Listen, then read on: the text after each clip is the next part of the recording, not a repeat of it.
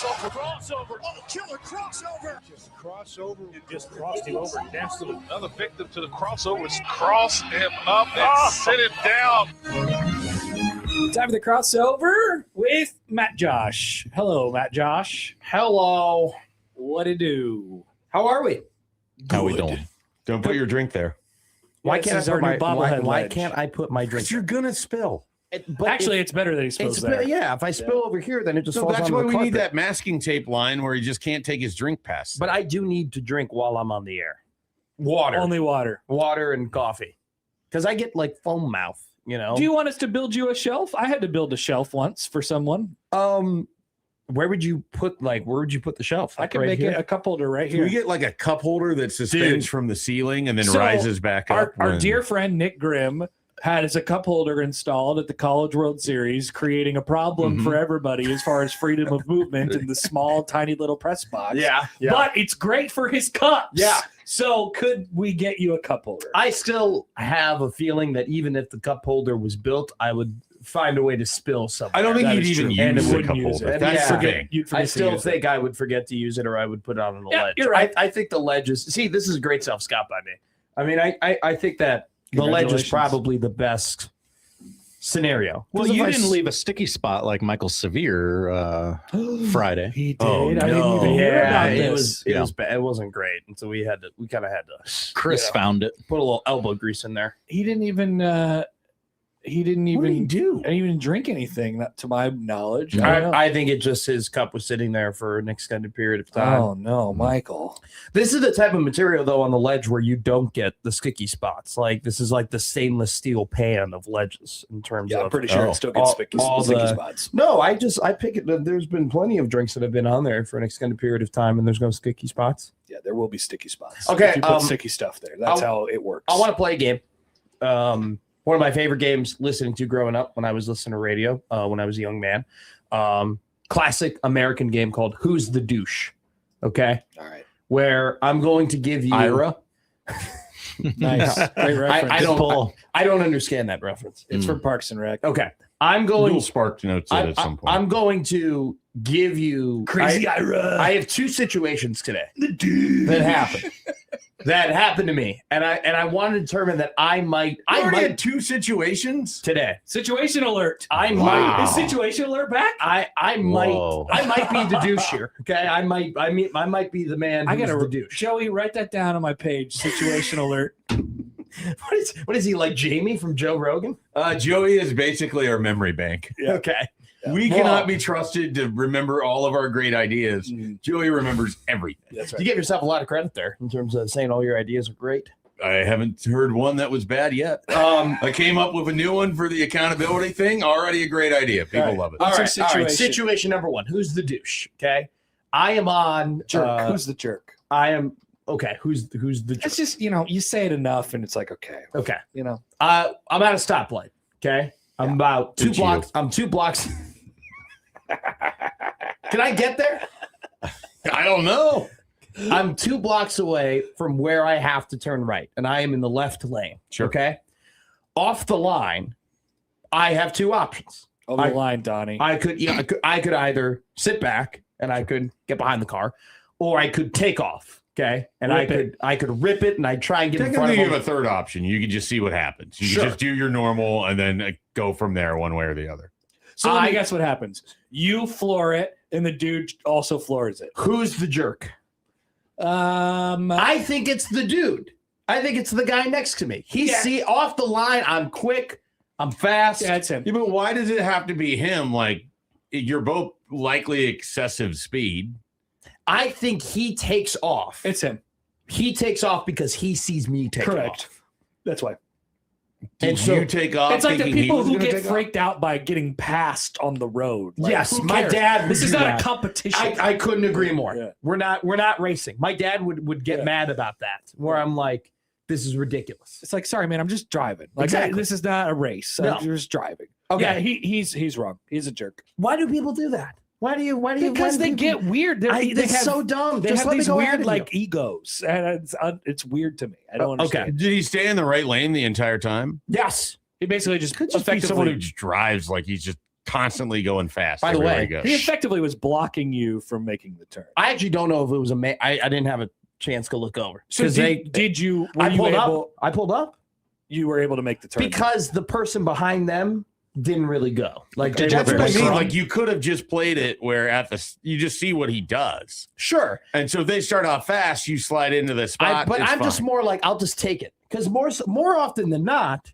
if you're hard off the line, people aren't going to follow you. Yeah. Well, I mean, I guess it would have been nice to get the end of this because it worked out. It worked out fine. It worked out fine. Yeah. I mean, it's he should not feel the need to do that. I genuinely feel like the only scenario where you need It was to a be he, by hard, the way, for sure. It was it was yeah. it Only had to be. dudes It do had crap to be. like that. I think you only need to be Couldn't hard off the line when you're at the stoplight, like 168th is an example of this, and you're turning on to dodge, and that merge lane on the Sure. the second turn lane is going to be really quick. Yeah. So basically, if you're going to be there, you kind of need to beat everybody to it, or you're just going to be in that no man's land between the cars coming in from the opposite side and then the other turn lane. I find that it kind of gets a little sketchy when you're like coming, like let's say I'm coming back from Shields and you get on, I think it'd be north, right? And then you got to get on toward downtown, toward east. I don't know the numbers, but it's like You're on the 168th Street. the lane Literally starts the splitting intersection up that I and they explained. You're start just going coming right from the back. other direction. that Yeah, I was it's tough. explaining. It's tough. Yeah, because you were having to. There's two turn lanes. You're coming through. You have to either yield or hope that people notice you or whatever else. All right. Situation number 2. Okay. Situation alert. Pulling into the parking lot today. Actually, I'm Matt Rhule. Timeout. Oh, okay. No, you're not Matt Rhule. This was a good Timeout. This was a good timeout. I use all the timeouts Why are you taking a timeout? because I'm Matt Rhule. I have to. Okay. Not a great bit. Timeout. Going into the parking lot today. You guys suck. Okay. You guys are mean. Going into the parking lot today. And I park where Josh parks. Josh parks in the same spot every single day without fail. Okay. So when I come in, I turn left right into the parking lot on that, like right in front of our main entrance, and I pull right in next to Josh. Capitol Avenue. Okay. That first turn left in, that's the entrance of the parking lot. Which way are the lanes facing? They are facing the dentistry That building. tells you. Okay. Well, I pull in today, and while I'm trying to pull in, somebody comes around from the opposite end, right? From the Dodge Street area. They come in from the opposite end. They turn in toward where Josh's car is, and then they have an opportunity to pull through. And they pull through. Unfortunately, you've lost me. Okay. I don't really know what you're talking about anymore. They pull through, and now I can't turn left in and go and park. I have to go through the exit to come back around and then park behind them.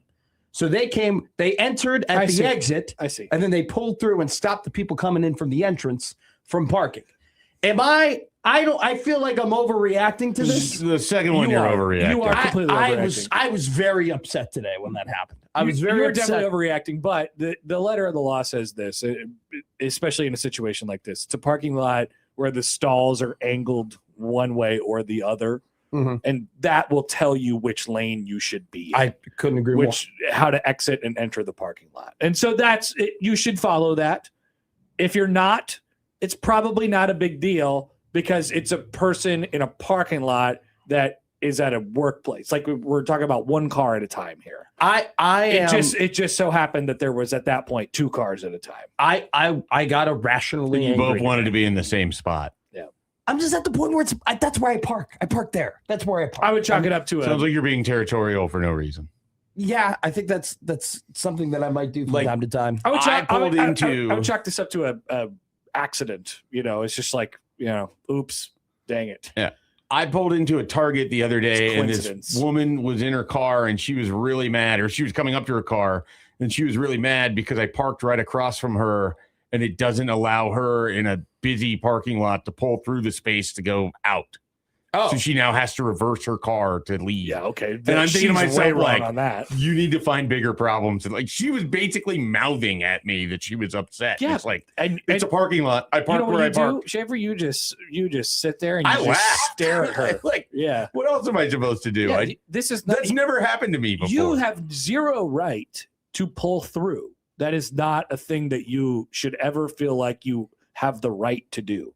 You have no right to pull through. And if you wanted to leave that way, you should have pulled through initially. Right. Or if you couldn't at that time, then you shouldn't be upset that now that you can at this time. If you are interested in pulling through, you better make damn sure that nobody is coming on either side, you know, and certainly that nobody's trying to park in the space that you're entering. So no, nobody should be here. I feel like you should, if you're doing the pull through, meaning there's an empty space across from you, basically in a parking lot, you should be doing this in complete anonymity and silence.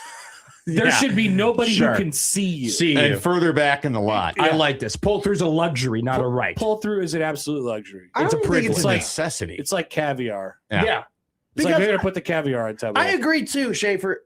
I don't think it's a necessity either. You can still back up to exit. Too many people are weird about having to reverse their vehicles. That's why they back. That's true. They don't want to reverse out, but then they'll back their car unless into you drive a truck, spot. And then you will absolutely take up everyone's time backing into the spot. Yes. That or you just double park unapologetically. Yeah.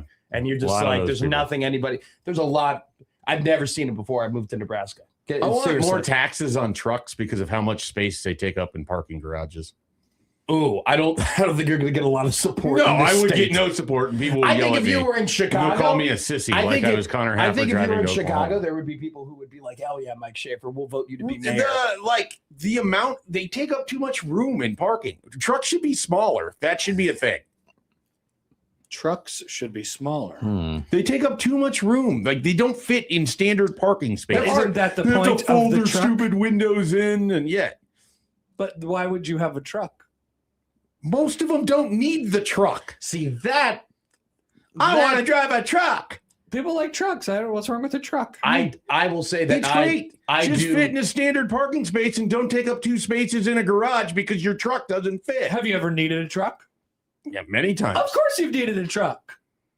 I'm not saying that trucks should be outlawed. You're saying trucks suck. That's what you're saying. You just said they're too big, and that them being big takes away why they're useful because you can haul things back and forth. If you take away the size of the truck, they're not as big. I am guilty. Are we really arguing that trucks haven't gotten bigger over time? I'm not arguing whether or not they've gotten bigger. I'm arguing whether or not they should. Are you saying trucks have less functionality or more functionality because they've gotten bigger? Dependent on who's using the truck. Well, the trucks definitely have more functionality. Way more. Yeah. You can carry anything. That one can power your whole home. That's right. Hey, no, don't get me wrong. I don't want a truck. But I am perfectly fine with people with trucks existing / people having. Too. I'm saying they need to fit in a standard space and not take up too much space. Maybe they should make parking spaces bigger. I could listen to that too. I'm okay with that. You ever been to Costco? They got that little gap. You know the problem with that? Spaces is pretty sick. If they make parking spaces bigger, then they run out of spaces and they can't sell for as much money, and that's how we have 13-inch airplane seats. What a problem, and I agree with you. Yeah. We went from like 22 inches for seats to 13. I was mostly talking about like grocery stores. Like you have to pay to park at grocery stores, you know. But I think immediately highly of stores if you got that little gap between the spaces. I couldn't agree or the spaces are a little bigger. God, Costco, man. Costco definitely is right up your alley. Like you just seem like a Costco man. I like when they have the walking path. I went in there the other big day. Things. I went in there the other day, and it's now officially the closest store to my house. So in order for me to go to the actual grocery store, I have to go further now, which I don't really like. But I needed one thing. I needed a bag of ice. They probably sold you like a 13-pound bag of ice. So I was like, do I really want to go inside Costco and deal with that whole crap just to get a bag of ice? Yes. And the answer is yes. I went to Costco. I told them at the checkout, at the self-checkout, I was like, I want a bag of ice. Can you ring me up? They were like, yeah, sure. They were like, it's $3.99. I'm like, awesome, great. We get to and I was like, how big are the bags? And they were like, oh yeah, they're giant bags. And I bumped into Coach Rosen, shout out Coach Rosen. And then I got the biggest bag of ice you could ever see for $3.99. Is it like the popcorn? It would have cost $6.99 at the gas station. It's like the popcorn bag that like goes over your shoulder. We're talking over 20 pounds. It probably was exactly 20 pounds. My God, for $3.99? Oh, I had slung it over my shoulder. A lot of ice. Yeah, that's awesome. I still got 3/4 of it in my. You could probably freeze. mark it up in your neighborhood and sell that ice to other people. Seriously. No, I want that ice. What do you use the ice for? How much ice are you using? Familiar with how important ice is for Happer? Can I am aware of the fact that he did buy an ice maker. Yeah. And that's by the way, my new apartment has an ice maker. We didn't have an ice maker in It's the old just in apartment. there? It's just in there now. Whoa, like a chest? Yeah. And it Like just a drawer? Yeah. Whoa. And it has completely changed everything.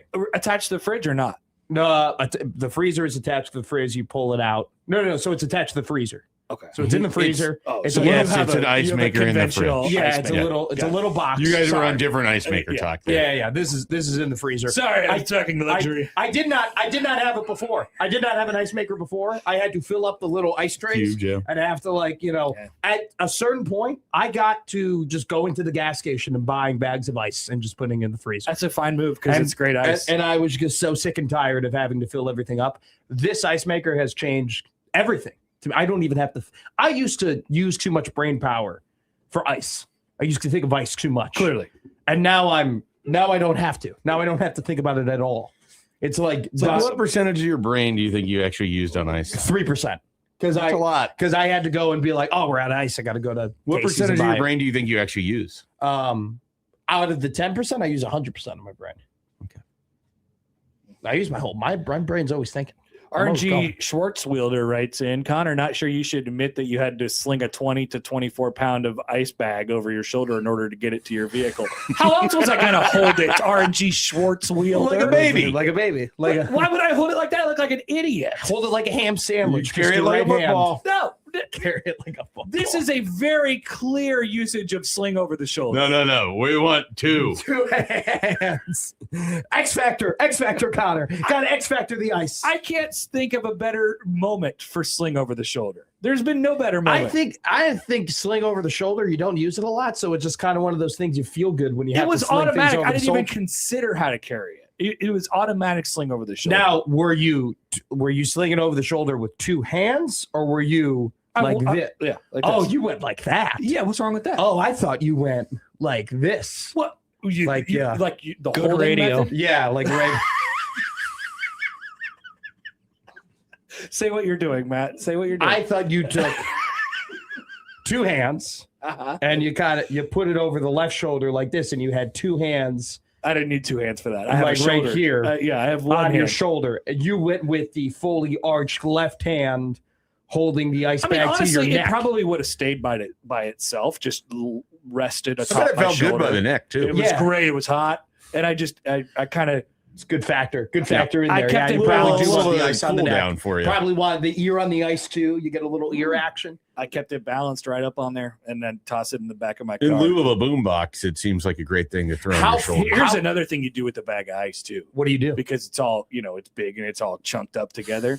And so when you get home, you know what you do? You slap that thing on the ground Yeah. and you break up all the ice. Yeah. That's a dad move right there. But the thing is you that just chuck that thing down. you hope I that feel like Randy Marsh talking about the creme fraiche.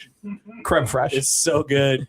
You just slap that thing on the ground There's and it breaks up. there's some brown bits in the pan. Mhm. Oh, Deglaze out of that pan. what are you gonna do? There? Oh, shallots is a great choice. It doesn't overpower the flavor of the chicken. So, let's see. Are there any other suggestions on how to carry this ice? Was your turn radius reduced at all by the ice over the shoulder? Was there a part of the ice that was sticking out a little bit that you had to be nervous about turning left or right? Yeah, I guess. Couldn't have been so like I guess how many looking people to would the be in right. that space? Like a 20-pound bag of ice, it's not that big. And you're also in the parking lot, but maybe I don't know. Maybe you got to go through a couple of cars. I Maybe you kept forget where your car is, and then you have to slice through some I would never cars. do in order that. to How get there. often do you forget where your car Zero. is? 100% of the Probably once every 1 out of every 4 times, and forget. Oh, I parked Parking anywhere? anywhere. One out of every 4 times. 25% of the time you drive your car, you don't know where you parked it. Now that I don't know where I park, I get to the wrong lane where I'm like, oh, I'm actually a lane over. Right. I'm always That's a lane. high I'm percentage. always lane adjacent. I'm like a tractor beam straight to that thing. Yeah. So I kept the shoulders square. I didn't really do much turning. There wasn't any rounding. I kept the shoulders. I am square. at the point though where I do just park in the same spots wherever I go. Mm. Like in Hy-Vee, I park in the 4th spot in the first lane when you turn the first opportunity to turn left when you go to the Hy-Vee on 50th and Center. Yeah. Turn left, and I get one of those first 8 spots. Do you have a favorite burner yet in your new place? Yeah, the left burner, the left front burner. Yeah, left front. Great question. It's a dual burner, so you can get it either can do the small burner or it can become a bigger burner. Electric. Yeah, electric. Fully left electric. front is my usual one as well. Bottom right. I was bottom. Interesting. Last apartment, I was bottom right. We're front right at our house. You're front right. Mm-hmm. I am at my home, where I grew up. I was front left. At my first apartment, I was bottom right, and now I'm back to Nobody being front does left. top as their favorite. Top never. That's sauces. I make sauces there. If I'm ever making a sauce, you go to the top. You're right. Completely right. You know, if you're doing a little side dish. And potentially to heat water for my espresso drinks. Ooh, if you ever My have Americanos. Okay, great question. If you ever have a completely empty burner here, empty said that. empty stove. Yeah. Okay. Yeah. Do you still go with you still go top right to heat up your Americano water? Or do you now use? It just depends on the size of the teapot. Like the size of the teapot that I have right now, it needs a full bottom right. Oh, okay. Yeah. Yeah. Doesn't need Some of it is dictated by the size of the pan that you're having to use for whatever you're making, because the burners are all a little bit, at least my experience right now. But the burner size is different for some. For me, if I still have a small pan, if I have an empty stove, it doesn't matter how small the pan is. I'm still going on one of the bottoms. I never really thought, oh, empty stove. Hey, I'm going to go and use the top. That's never crossed my mind. It just seems like too far to reach. I don't have control of the pan. I want control. The only reason to really use the back to me is basically if my kid is around and I'm worried he's going to reach up and grab something. Oh, we've kind of the childproofing aspect of my life has shifted now, and it used to be really low to the ground stuff, and now it's anything on counters. He's just reaching up there at random and pulling down. It's the worst height too, because they can't actually reach it, so they'll just blindly reach up to the top of the counter and start ruining everything they touch. It's like like if they were below this, they would just knock everything over. Yeah. And they're jumping too. Well, so and then once they realize that they're doing that, it becomes fun, and then that becomes a whole thing throughout the house. Mm-hmm. And, counter height 2.5. People talk about the terrible twos, and I feel like I've fully immersed myself into it now in the last month or so. Never heard that. Terrible twos. Is that really? Yeah, no. That's a pretty common thing. I was a pretty I'm sure you're a great 2-year-old. I was a pretty good baby, according to all accounts, according to my mother. I'm sure that's how she remembers it now. Yeah. If there's another thing about having a kid that stands out, it's that nobody remembers a lot of what they went through. Yeah. They only remember what their brain has filtered out. I don't forget. I was a bad kid, and I thought you said you were a good kid. I was a good kid till I turned 4, and then it just all 4. It was bad. What happened at 4? I became a menace. No, not famously happened before he was born. It famously did happen before I was born. It was 2006 when I was 4. The Bears Your dad took you to super bad. The Bears lost the Super Bowl, and everything went downhill. Dude. That was the turning point of my life. The Cardinals beat the Tigers in the World Series. That was that year. That's 2006. Yeah. That was not a great year. That was a terrible year. I don't remember. Now his was technically 2007 was when the Super Bowl was played. That is true. But I was still 4 when the Super Bowl was. 2007 was bad too. The Red Sox won the World Series. Yeah, over the Rockies. It should have been the Indians. October. Terrible time. I still remember Matt Holliday slid into home plate and screwed up his whole face. In the the wild card game that year? It was a playing game. It was a playing game. They had 163. It was fun. Man. 2007. Baseball. What a time. Matt was like, I'm bad. I'm 4 now. And we were like, damn, the Rockies might win the World Series. I was actually being told that I was going to have a sister, and I was crying incessantly because I wanted a little brother. Yeah. I was 4 and I was a sophomore in college. That sucks. That's the crossover powered by Everlevel Concrete Repair and that's crossover. It's just this. It's absolutely. It's okay, Matt. It just happens. We'll just put it on the accountability sheet here on 1620 The Zone.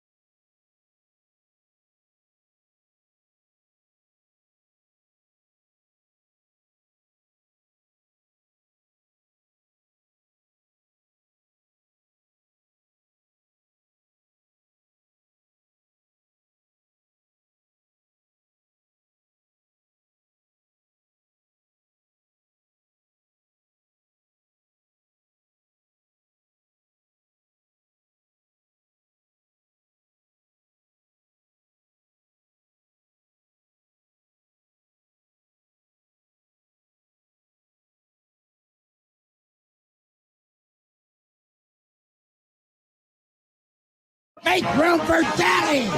But they are who we thought they were, and we let them off the hook. Chicago is.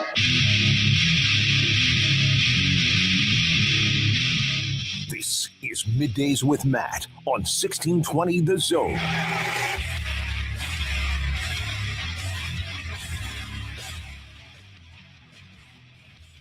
Middays Matt live and rolling on the 1620 The Zone Radio Network. Matt McMaster, as always, joined by Josh Odson here at the 50th and Dodge Studios in the Big O. Also on 97.7 The Zone in central Nebraska. J.O., how are you? Doing good. Good. Doing good today. Good too. Did you enjoy the home run derby? Did you get to catch it? I did. Derby? Well, you know, the great thing about it being on Netflix, you just start it whenever it's ready for you. Or you're ready for it, I guess. Yeah, I watched it. Really enjoyed myself. I really enjoyed myself too. We'll talk about it plenty today. I did have a moment where I did get a call from a parent going, "Where the hell is the home run derby?" Yeah, that was bound to happen. Where is it? And I go, "It's on Netflix." And they go, "Netflix? Netflix has it? They're doing that?" And I feel like we do that too much. I feel like that the bit is gone. You know, that bit was good 2 years ago on Peacock. You know, they go, "What's Peacock? I've never heard of Peacock before. What, they have live sports on streaming now?" Now it's like, Mom and Dad, I love you. Let's get with the program here. Let's get with the program. Let's get with the times. You know, I'm at the point where I'm now paying for some subscriptions for my family to use as reparations in a way for them paying for my entire life, essentially, all the way up until I was in college. So sure. They're now, the fruits of their labor is I pay for the Netflix and I'm paying for the Peacock right now. So that's my contribution to their lives, which is not nearly as much as what they've contributed to me, but we'll get there one day, hopefully. It'll even out. Hopefully. That's the goal. That's the goal in life. It's going to be a loaded show today on Middays with Matt. If you like football, if you are a college football person, strap in for this show. At 11 o'clock, we are doing buy, sell, hold, or bet. Two teams I'm fired up to talk about. USC and Michigan. We will talk about the Trojans and the Wolverines, both in very interesting situations this year for different reasons. Michigan coming off of a season where they didn't necessarily, they weren't terrible last season. They were a talented team. They definitely have, they've been recovering from the losing all of that 2023 roster that ended up winning the national championship. They lost everybody from that team, and it's been a process of them kind of getting their bearings, getting everything back, developing talent, reloading to make a big run. And whilst they weren't the worst team last year, they did make a college football playoff, and they still have very high standards over there. And then now you have the transition of going from Sharon Moore as the head coach to Kyle Whittingham. It's a very interesting situation that they have over there in Ann Arbor, along with the fact that Bryce Underwood seemed like was a massive story heading into last season. He was the $10 million man. If you remember, it seems like we were spending multiple conversations and segments on Bryce Underwood, his expectations, how much money he's being paid, was one of the more memorable NIL deals that in terms of the medium, in terms of the college football media that we spent a lot of time talking about, has kind of gone under the radar, in my opinion. I just haven't seen a whole lot of hype for him when we're talking about this great 2027 quarterback class. And obviously, Bryce Underwood, he's going to be a sophomore, so he's a part of the 28 quarterback class. But when we're talking about all these quarterbacks across the country, I feel like we bring up a lot of different guys, and he doesn't get brought up nearly as much as you would think after all of the discourse that we had about him last season. Still super talented, was a 5-star, has, rocket arm, ultra athleticism. Definitely went through kind of the bumps in the road that true freshmen go through. Didn't have a great touchdown interception ratio. I do think that it was questionable, especially pretty early on in the year, how they were using him. And then they started using his legs a little bit more. I think Kyle Whittingham and Jason Beck, new offensive coordinator for the Wolverines will use Underwood running the football more, which should be interesting. So it'll be great to break that down and kind of see where we're standing in terms of the Michigan Wolverines. And then also USC, we'll talk about the University of Southern California, another team in a very interesting situation, also having a quarterback not nearly as young as Bryce Underwood. Jada Maeva had a whole season of starts at UNLV, but last year was his first true full season at the Power 5 level, starting every game. Had some turnover issues at the end. Lincoln Riley, at this point in his career, known for all of the quarterbacks that he's coached, whether it be in Oklahoma and then obviously the 2 years with Caleb Williams at USC. Maeva, not nearly as great as those guys who won Heisman trophies, but still a very talented quarterback, and a quarterback that under Riley's tutelage took big jumps last year. You hope he makes another big jump this year.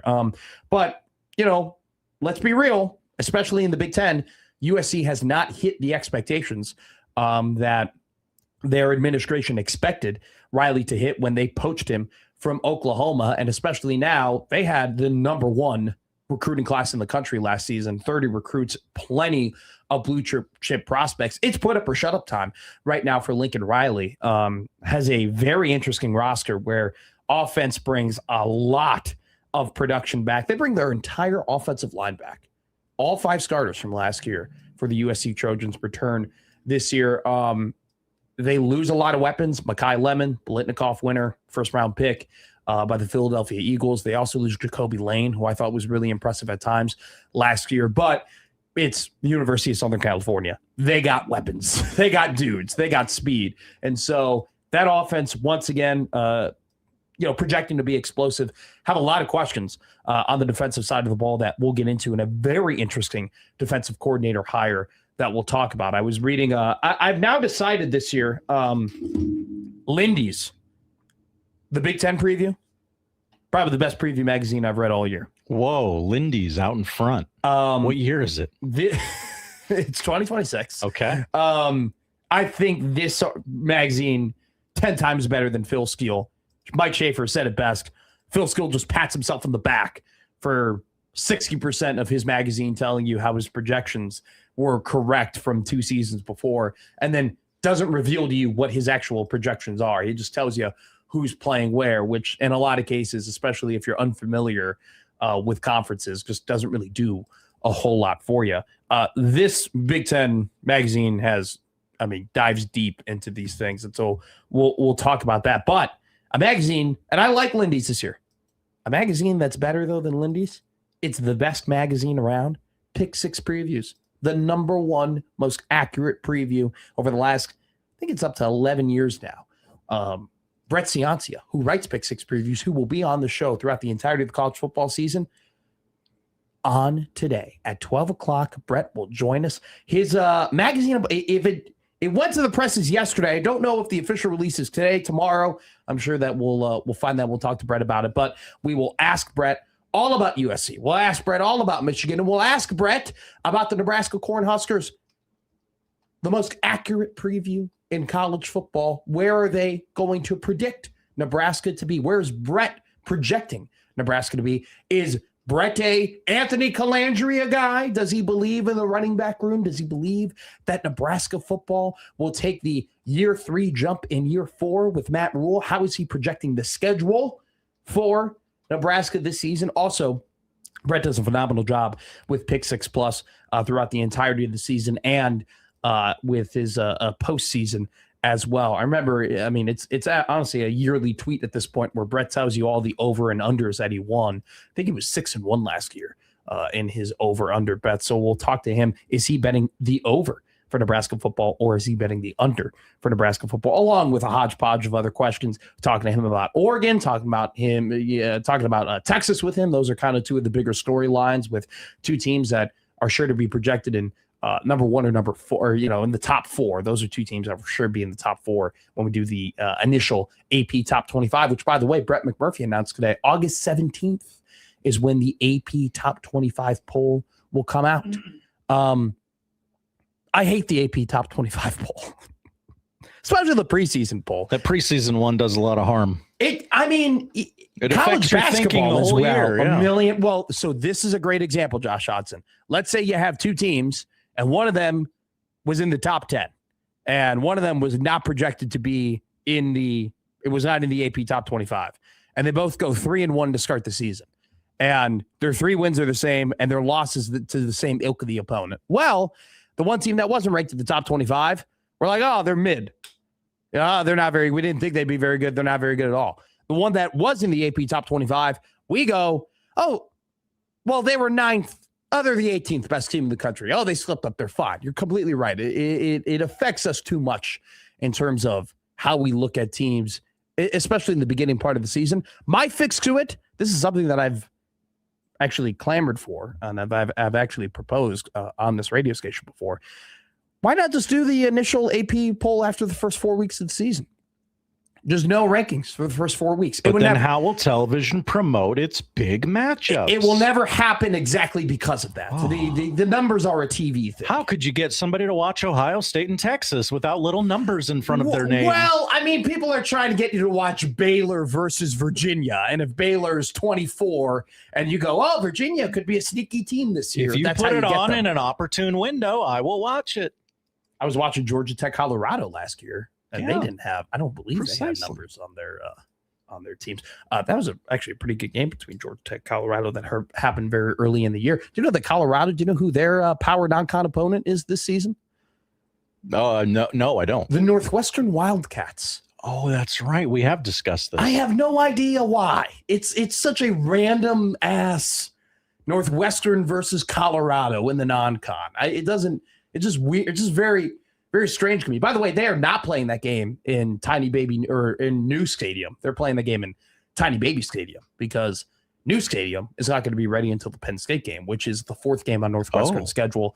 And I believe it's week 5 for the Wildcats are in the season. So just a little tidbit there. It's not like Colorado is coming in. They're going to be in the brand new Ryan Field facility. But we will talk to Brett Ciancia about all things in terms of his preview. Michael Severe will join us at 11:20. I have a very important food question for Michael Severe. Oh, because I'm already planning out in my head my menu for this year in the NFL. As you know, I make a roast every Sunday. Sunday is I make a very special meal. That's right. Every single Sunday.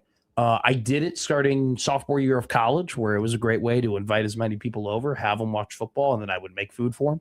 Now it has kind of just turned into a smaller group of people just because we've all graduated. Now I'm living in Omaha, but I'm already thinking of some of the things that I want to cook this year.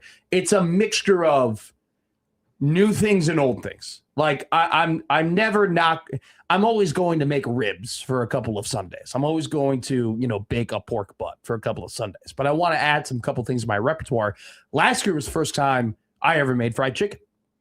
I'd never made homemade fried chicken before.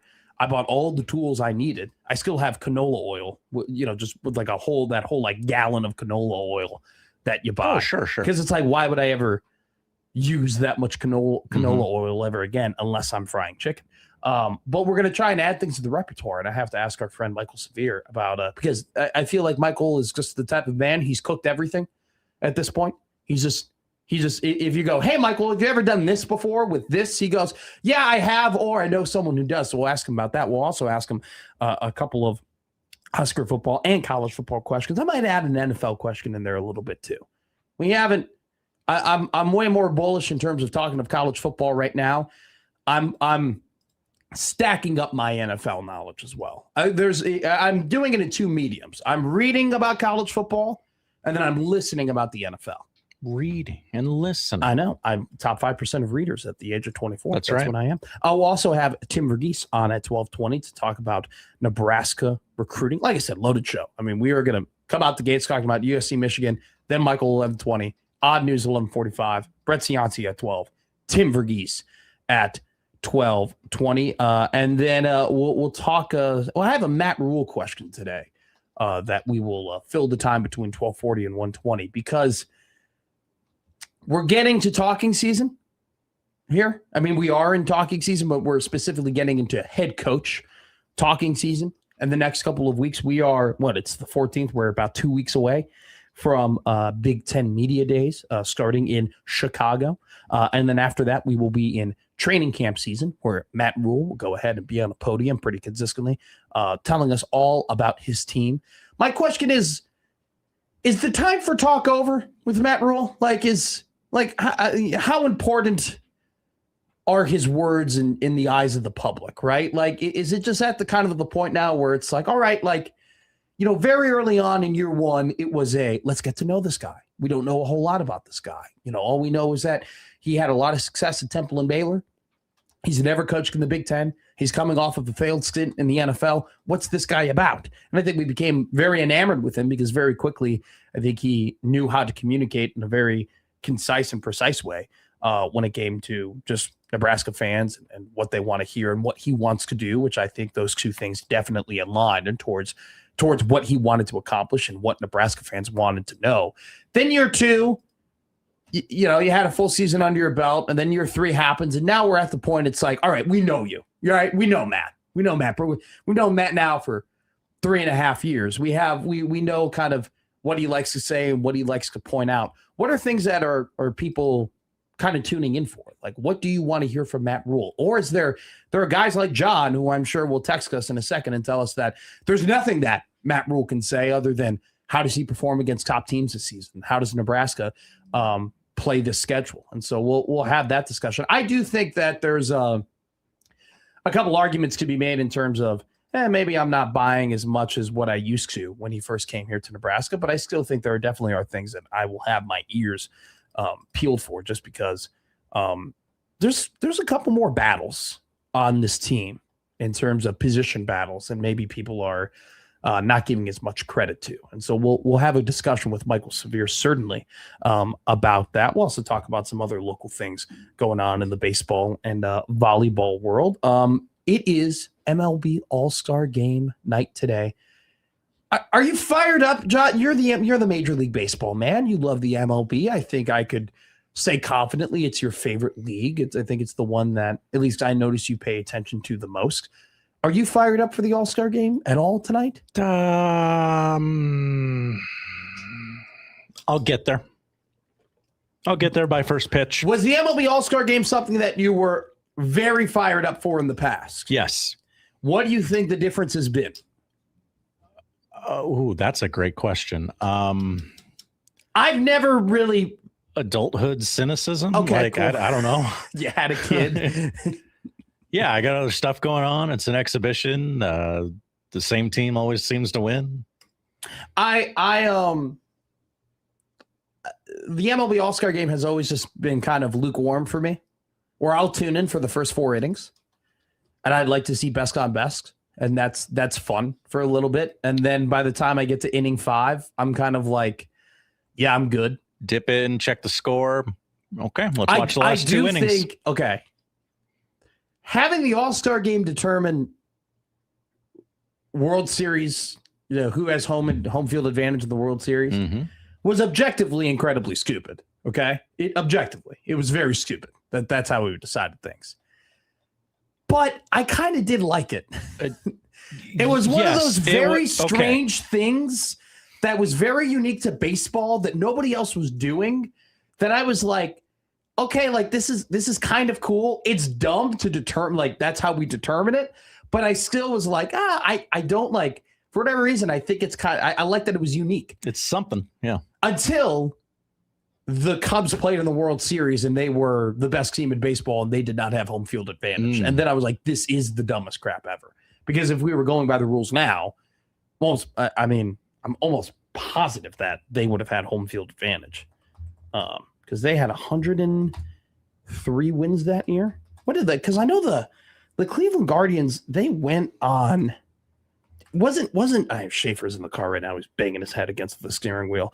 Wasn't 2016 the year that the Guardians went on that 20-game winning streak? I'm almost positive they went on that ridiculous winning streak. They were, 94 and 67. The Cubs certainly would have had college or would have had World Series. Franchise record for longest win streak in Cleveland baseball history is 22 games, set in 2017. 2017. Dang it. I knew it was one of those years. We had a a teacher at Notre Dame College Prep High School, was a massive Cleveland Guardians fan. Like that was his team, and he had to be coach. He was teaching in the north side of Chicago from 2014 to 2017, and he had to endure his favorite team losing to the Chicago Cubs in the World Series. And then my school gave the day off after Game 7 of the Cubs World Series. Okay. So Cubs were playing in Game 7, and we were a private Catholic high school, so they get to just kind of pick and choose what they do, right, in terms of are we open or are we closed. And they decided we're going to give the kids the day off so they can go ahead and have a good time and watch the game and stay up. Yeah, I'm late. sure it was for the kids. Well, yeah, and the the adults as well definitely benefited. But I always think of I forgot his name. It wasn't Cusack. It was like Juice Jack or something like that. But I always think about him because he had to have a day off after his team lost the World Series to the Chicago Cubs. Second longest regular season win streak ever. Yeah, absolutely. Broken by the Kansas City Royals of all teams. Do we have the Jeff Passan? I got Jeff sound? Passan. So there were some opinions on the home run derby before the derby happened yesterday. There were people who cover Major League Baseball who were upset that they were going from the timing rule, where you just get X amount of time to hit as many homers as possible, to what they did yesterday, where you get 20 swings, 15 swings, and 15 swings. This was Jeff Passan, a prominent writer of the Major League Baseball. This was his opinion on the new home run derby rules. Do you think these changes from Major League Baseball are a good idea, Jeff? I do not. I think it's going to stink. And I'm like, genuinely, I'm worried about that, because the whole reason that the timer came in the first place is because it felt really slow.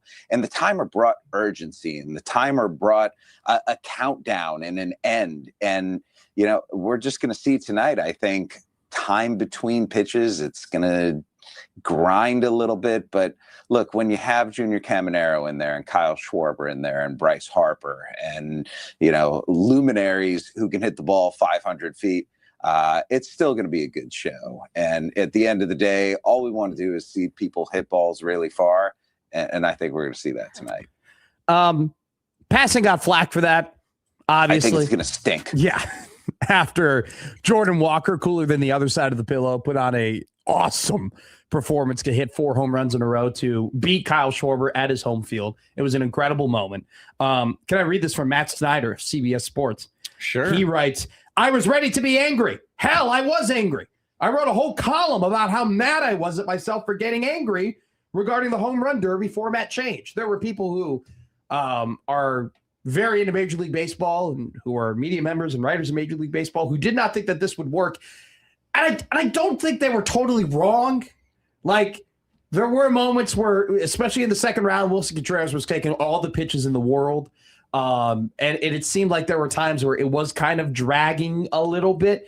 At the same time, though, I think it was just the perfect storm of Philly fans rooting for their guy. Mm-hmm. They were super into it. The booing of Willie Contreras was awesome. The massive cheers when Kyle Schwarber was hitting home runs was great. The zoom into Bryce Harper and Brandon Marsh and all of the Phillies that were there supporting Schwarber was great. And then I think the cherry on top was Walker hitting four straight home runs to win the event. Like, it was a perfect storm of things that occurred that definitely saved the critiques that might have gone against the new format. So I don't think those guys are totally wrong for being like, I prefer the timing more, but it kind of just worked out as perfectly as it could have been yesterday. We've seen in pro sports that sometimes the players are not up to speed on the rule changes. Sure. I think in future years, they might catch up and realize that they can take all the time in the world. They did not do that last night. Cags, what is going on? The guy was just swinging out of his shoes, and he's roping doubles down the first base line. And then when he eventually got a hang of it, he hit those 4 home runs in a row, gave a lot of juice also to Citizens Bank Field. Yeah, very quickly, very brief note on the All-Star game. I believe it is time to have a conversation about keeping Michael Buffer at home. I did not see this. What happened? He did the pregame introduction of all the home run hitters, and He sounded every bit of 81 years old. He'll be 82 in November, God willing. Real quick, we got to hit a break. We'll do buy, sell, hold at 12. But I took a nap and it went a little too long. And I woke up at 7:20. Okay. And I was like, so you missed Will Ferrell. I was like, dang it. I bet Jack Caglione to win this thing. I put real American monies on him to win this thing. And I know, like, Kansas City, AL, young guy, he's probably going to go right away. Like, I knew he'd be one of the first guys they put out there. And I was like, I missed him. And I tune in, and Wilson Contreras is hitting. And I'm like, dang it. This guy's probably going second or third. They go, this is Willie is our first hitter. And I go, it's 7:25. What are we doing here? This thing was supposed to start at 7.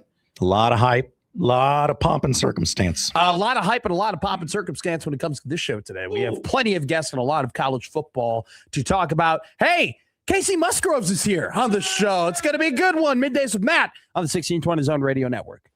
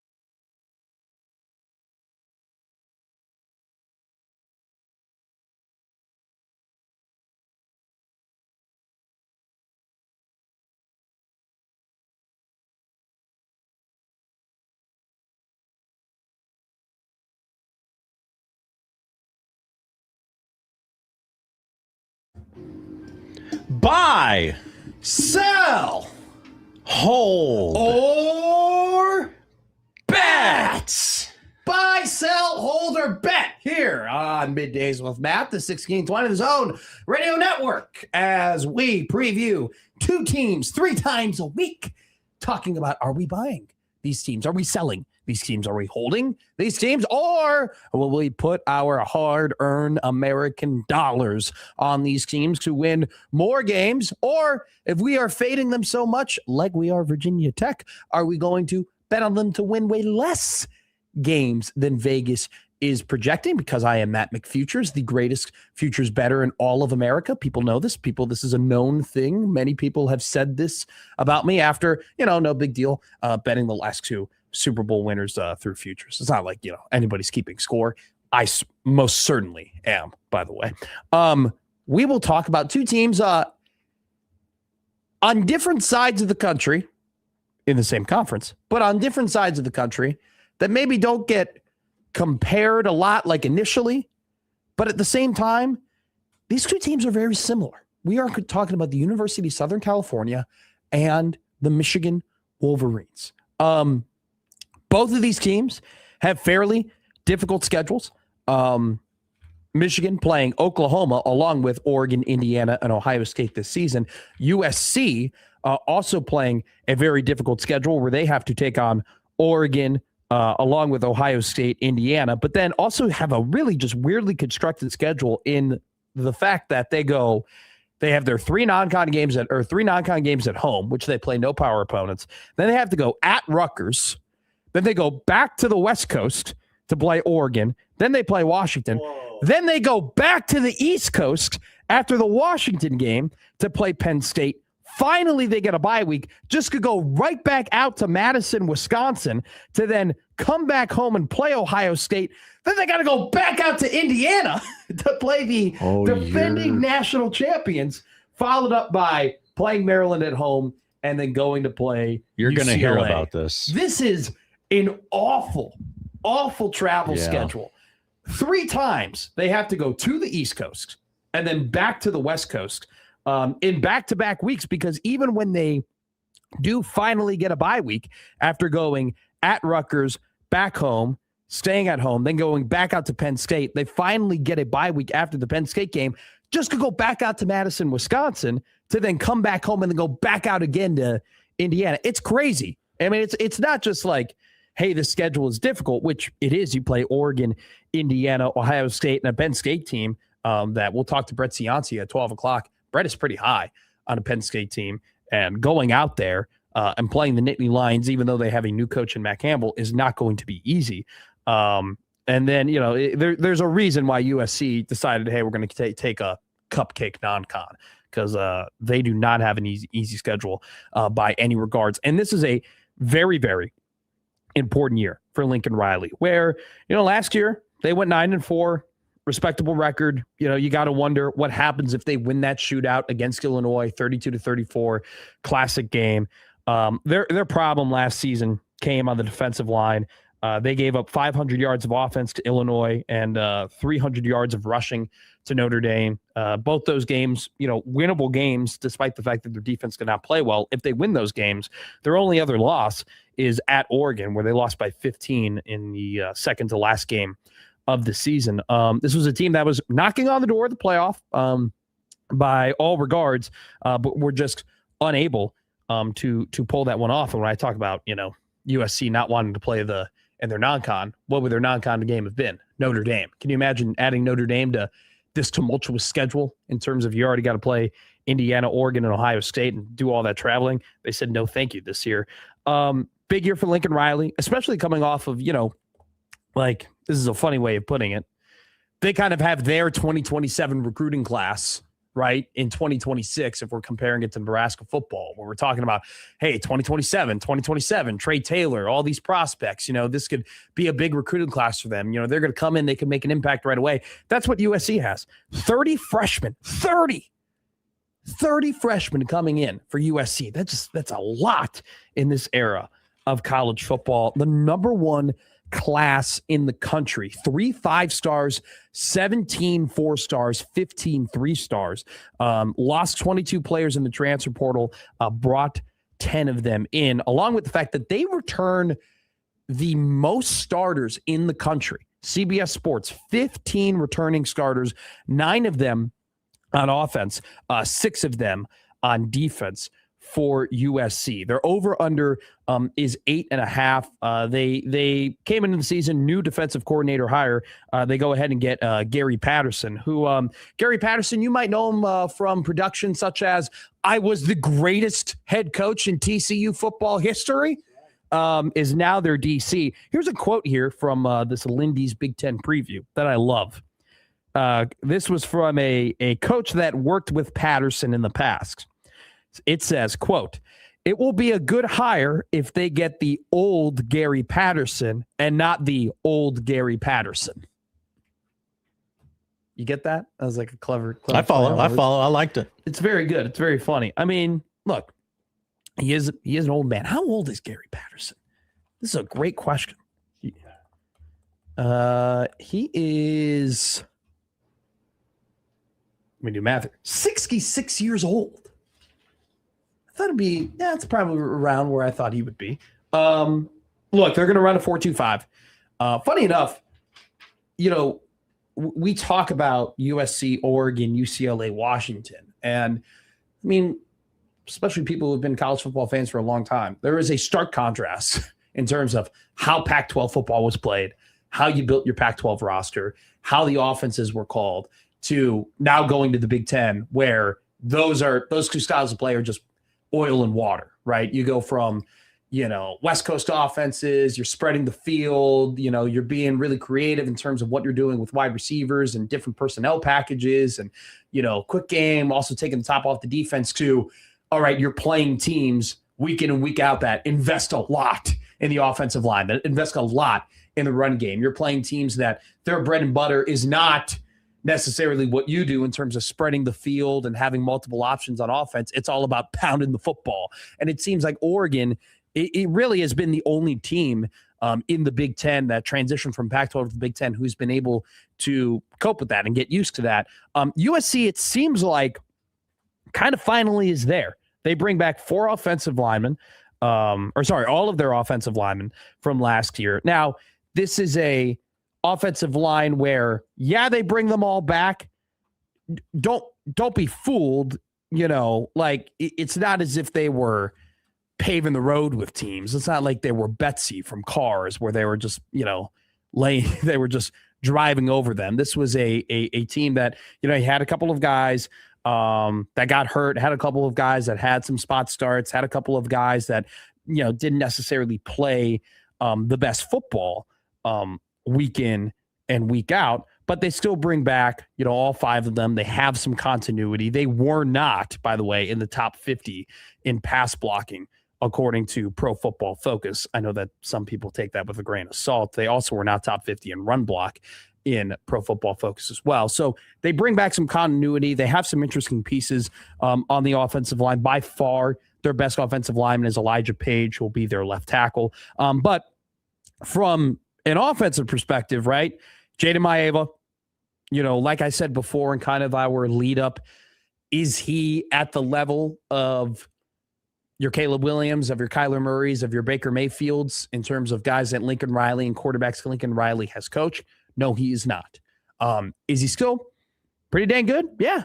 I mean, he's a pretty good quarterback. He had 8 of his 10 turnovers last season in the last 10 games, but 24 touchdowns, 66% completion percentage. You got to think another year in the Lincoln Riley system, he could take the next jump. And then one of the best stories, I think, in all of college football last year was King Miller. 972 yards rushing, started as a walk-on. I mean, that USC running back room got absolutely just so unlucky in terms of all the injuries that they suffered. King Miller, didn't even have a scholarship and now is coming in as one of the better running backs in all of the Big Ten this season and is, slated to make a big impact. And then we talked about that really talented recruiting class that they brought in this season, the number 1 in the country, 30 high school players. They are projecting to start 2 of them on offense. Trent Mosley, 5-star wide receiver from California.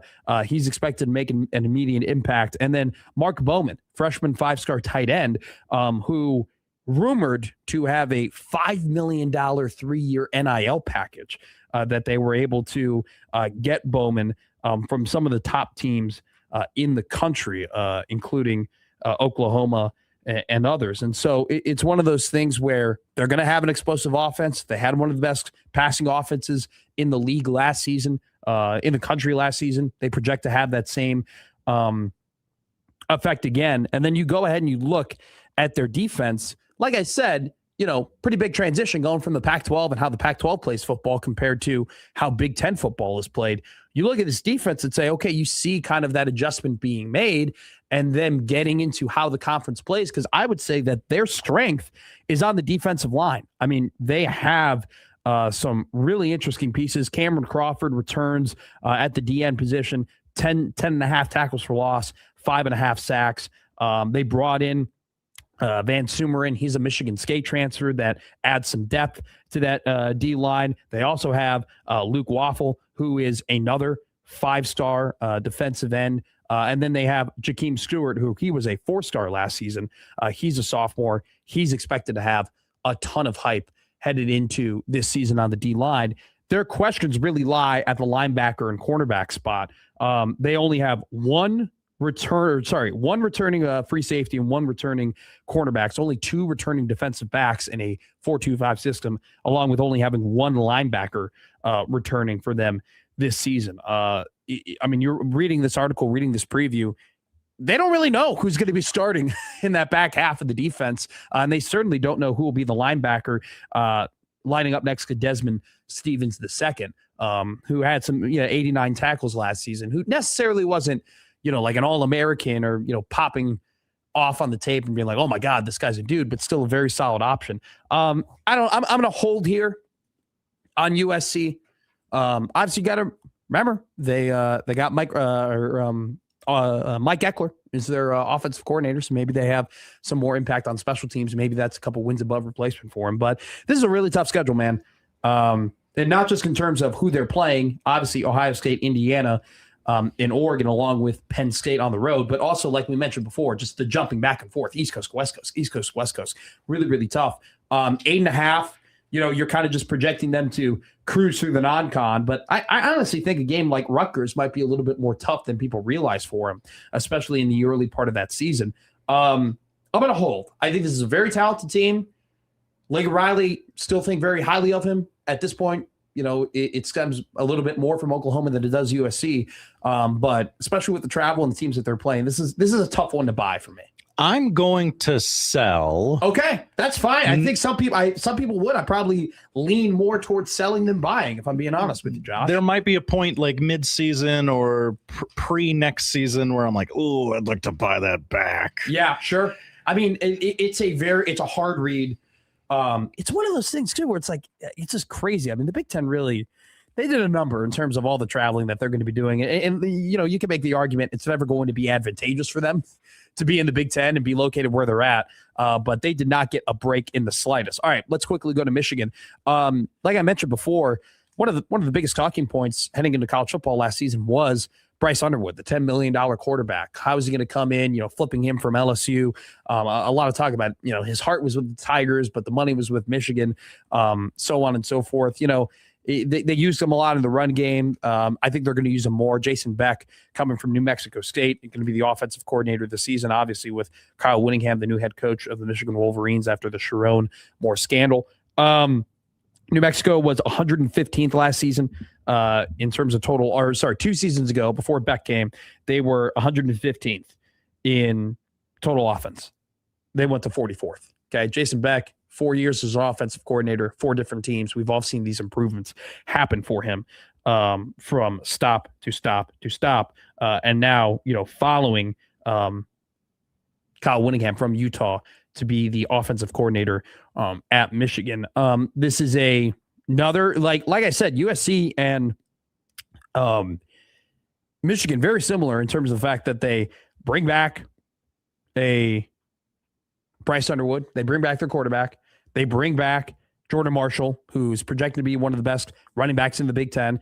They have kind of a new crop of wide receivers with Buchanan and French and Hogan Hansen, who had some injury issues at tight end position in 2025. Now he's coming back. And then they bring back 4 of their starting offensive linemen from last season. So this is an offense that, it's Michigan. It's the Big Ten. They're going to run the football. I think Underwood is going to use his legs a ton, way more than he did last season, had under 400 rushing yards.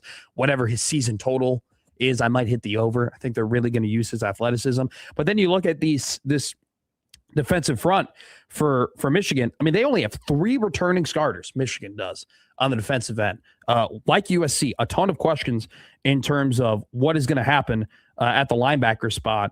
And then also, too, they bring back their 2 cornerbacks in Barry and Hill, but then the rest of the back half of that offense in terms of their safety positions or free safety positions, even with their nickel corner, still up for question. So, I think that this team is going to have a strength on the defensive front. They're obviously very talented. It's Michigan. They only had 13 guys in from high school recruiting last year, 2024. They had 2 5-stars, 9 4-stars, and 13 3-stars. They bring in 16 transfer portal guys in, one of them being John Henry Daly, 6'4", 255 edge, who came from Utah. He had 11.5 sacks last season. So there is no doubt that this Michigan team, with some of the guys that they brought in on the defensive line, are going to be able to get to the quarterback. And, they brought some guys in the back half, too, that played with Whittingham at Utah. It's just one of those things where what's it going to look like? Whittingham, new team, a lot of new players. Bring back, the core of that team with the offensive line. Another difficult schedule where you go ahead and you look at them. They play Oregon, they play Indiana, they play Penn State, and they play Ohio State, and then they got that Oklahoma game at the beginning of the year. It's going to be very difficult for this team with the schedule to make the college football playoff. I'm buying a lot of stock in Bryce Underwood.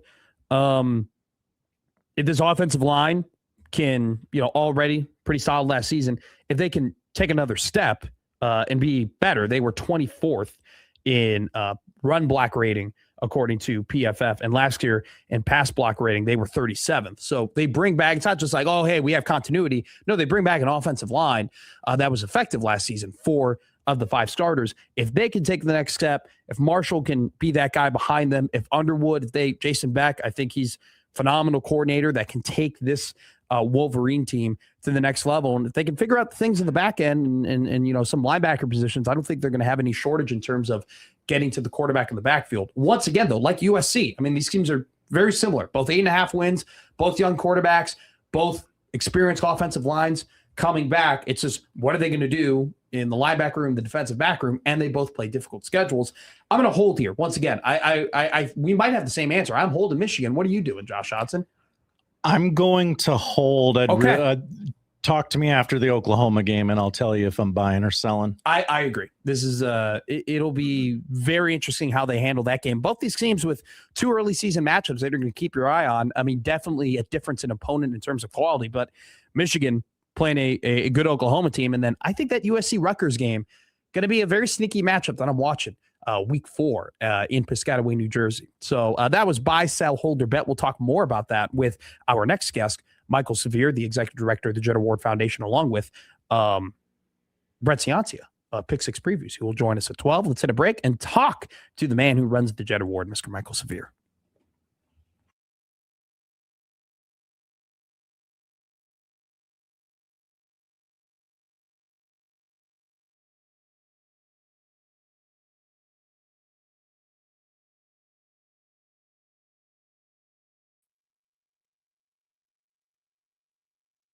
I thought too, we had a 40-minute phone call about this, and I thought everything was good. That's why I was surprised when they sent the information today if they hadn't got anything, because we talked about all this. We had a Zoom, and I thought everything was good, but yeah, I don't know. No, and I still want to do it, and I don't want to step on anybody's toes. I just, I've already reaffirmed with Clawson, he's good to go. There's people that were planning on going to the one in Lincoln, and I'd rather just cancel it now than not have to, or go into it next week and be like, okay, it's Monday, maybe it's happening, maybe it's not. Right. No, I understand. I get that. And then with the other one, I still need to find somebody, because Grant's show is now Right. Yep. Right. To ask somebody else, which isn't a big deal. Yep. Nobody would clearly do it. It's just at this point, like, I'd rather just start it in August on Wednesdays.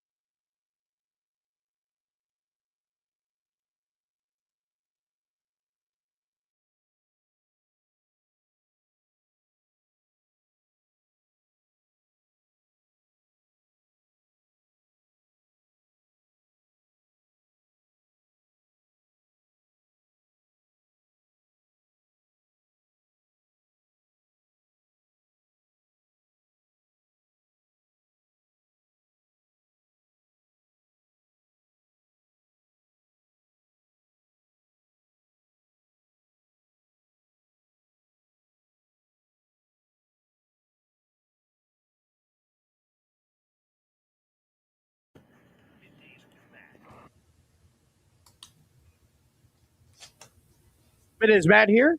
Tuesday at 11:20. We welcome in the executive director of the Jet Award Foundation, who is about 6 weeks away from the Jet Award Foundation's college football kickoff, which is taking place on August 27th, which will include a Husker Roundtable, a silent auction, and all of the great things that you can see at the Hurrdat Sports Bar. It's Michael Severe. Michael, how are you? Good. How are you? How are you enjoying the new digs? I love it. I love this studio. I'm kind of in my spot. It's great seeing Josh. This is something that you and I have talked about in terms of yes. I'm being real with you, Michael. Like I feel like the vibe of the show has changed because I can actually look at Josh. Like I can actually have like interactions with Josh, and we could see like our like see his reaction. Yeah, exactly. Like in the past, you would have to like dip down between the monitor and like try and look, and it just became awkward. Like now I feel like we're having like a full body movement show, which is like up to my energy. Like I'm being serious. Like no, I agree. It's great, man. I love it. You were here. Did you enjoy it? You enjoyed the new studio when you were here?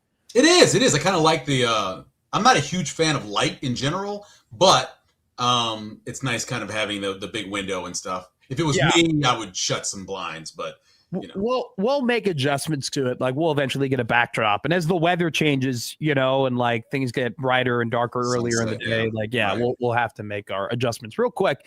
As you know, you and I have talked a lot about this. I think it's something that I have a passion for cooking. You have a passion for cooking and eating. I love talking to you about it. I'm starting to make my menu when it comes to the roast I'm going to be doing on Sundays. I texted you yesterday about beer battered fish. Yeah. And you had some interesting tips. I will say before you get into what you're going to say, and I think you'll kind of debunk this maybe. Does it matter what beer you put in? Is there is there any sort of flavor? Like, is there a best beer for beer batter? Is that like a known thing, or is it just all about like the carbonation reaction? Well, let me start off by saying that when I have made it, I've always used a dark beer. Okay. Because that's what I was told.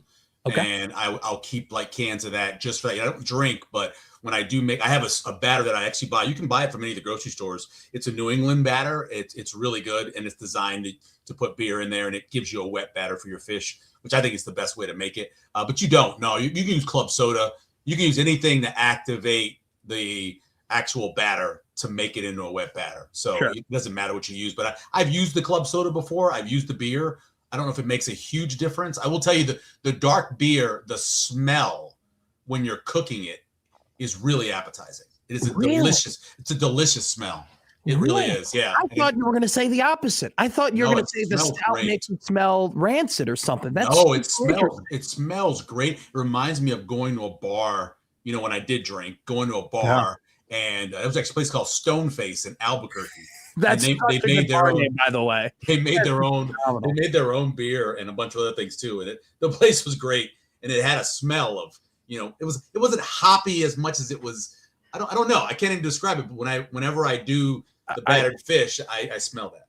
I love going into a bar and like a mixture of peanuts and beer, like that kind of like the saltiness, but like kind of grittiness of the peanuts with like the hoppiness and like I think that's why I love it. I've always said I like my beer, or I like my bars with more wood.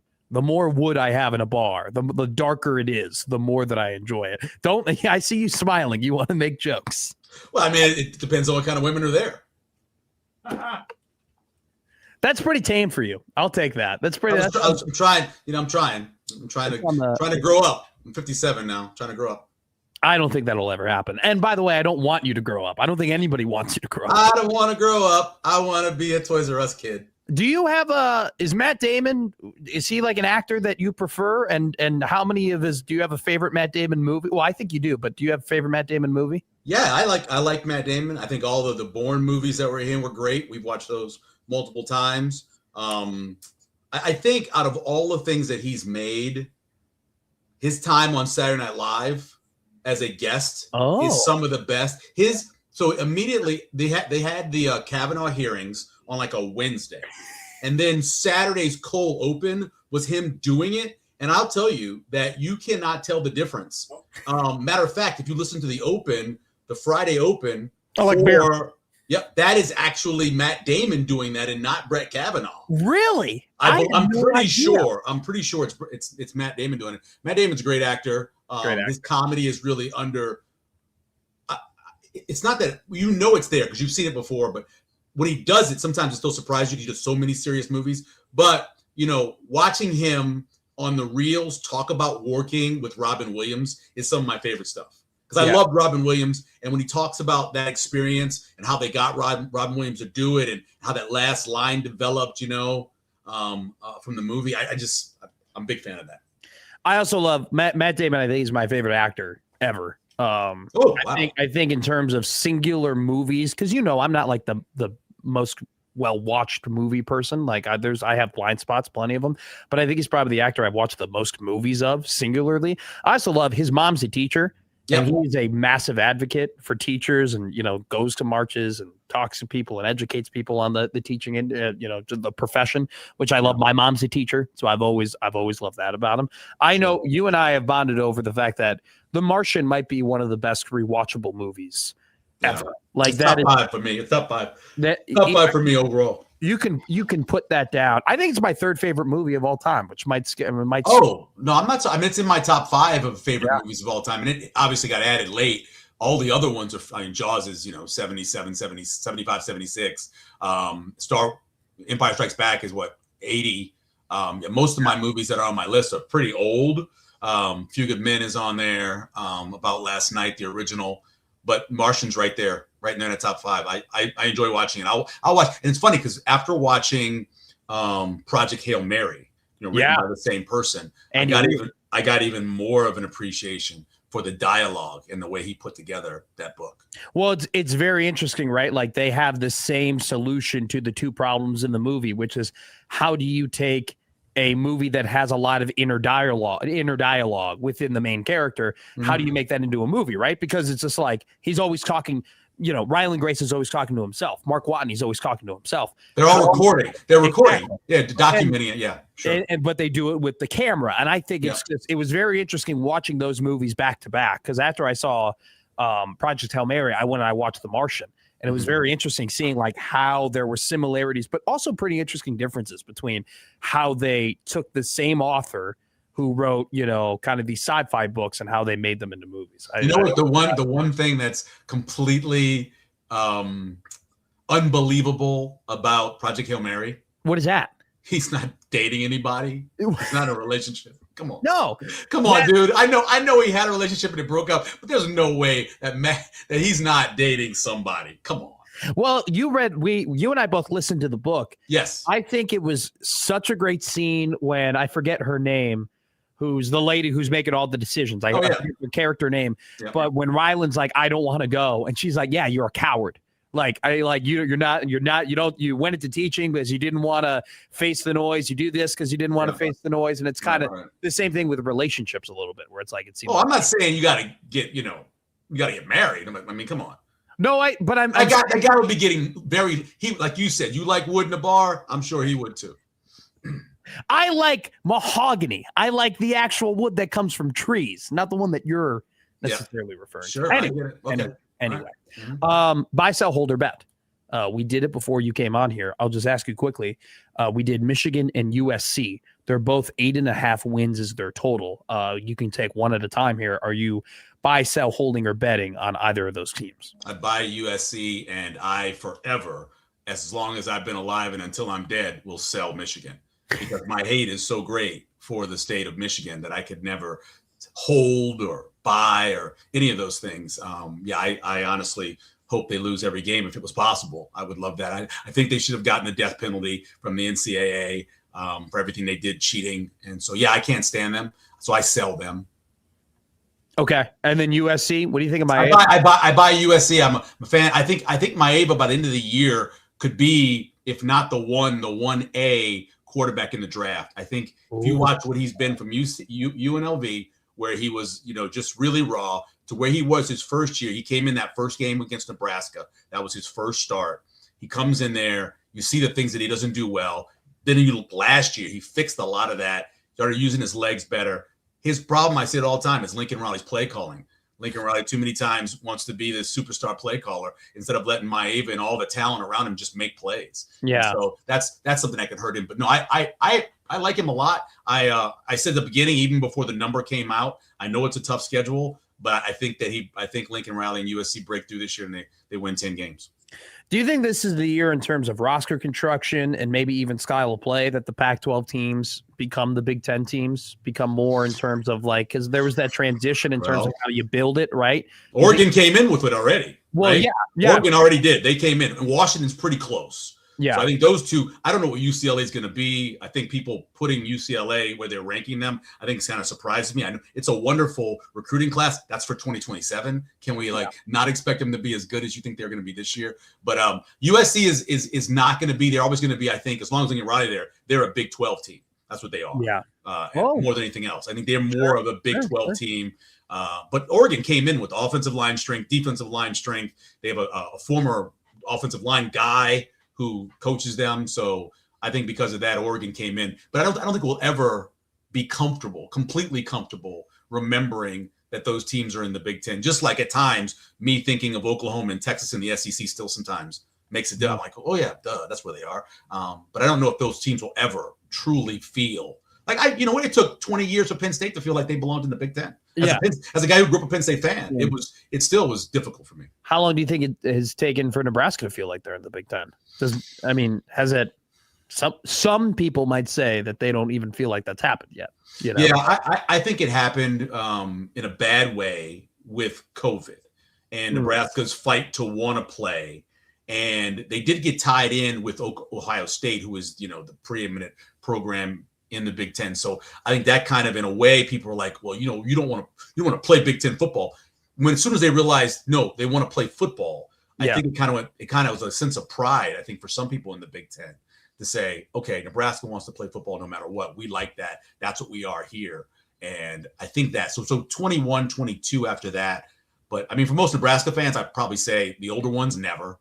Yeah. They're never going to think that way. They always thought of Nebraska as being a team in the Big 12, but like outside of the Big 12. It's like Oklahoma and Nebraska. They're in the Big 12, but they're outside the Big 12. Yeah. And so I think they probably feel the same way about the Big 10. Although I know they all thought that they were going to dominate the Big 10. I remember the conversations when we first found out in 2010 and then the first year, 2011, Nebraska fans thought, we're going to walk in here and we're going to dominate.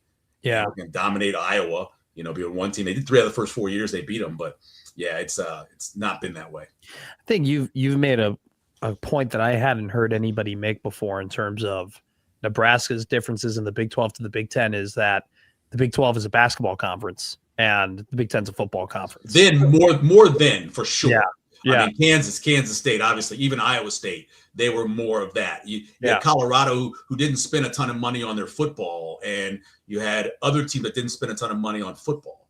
And then as soon as the Southwest Conference teams joined, then that kind of upped the level of bigger stadium, more money for football. That kind of changed. But when they were the Big 8, it was a basketball conference plus Nebraska. You mentioned the quarterbacks for 2027, and I've been reading some draft rankings over guys that I like. I'm not going to tell you who Todd McShay has as his second best quarterback because I think you're going to flip out if you hear it. But when you look at the entirety of the 2027 quarterback class, people are freaking out about it, right? I mean, there's the New York Jets, who I think the New York Jets actually have a pretty damn good roster this year. It's just Geno Smith is terrible, and that's going to hold them back. And they might end up winning 7 or 8 games with Geno Smith. Can you imagine what they could be if they had a serviceable quarterback? But they didn't invest in it, right?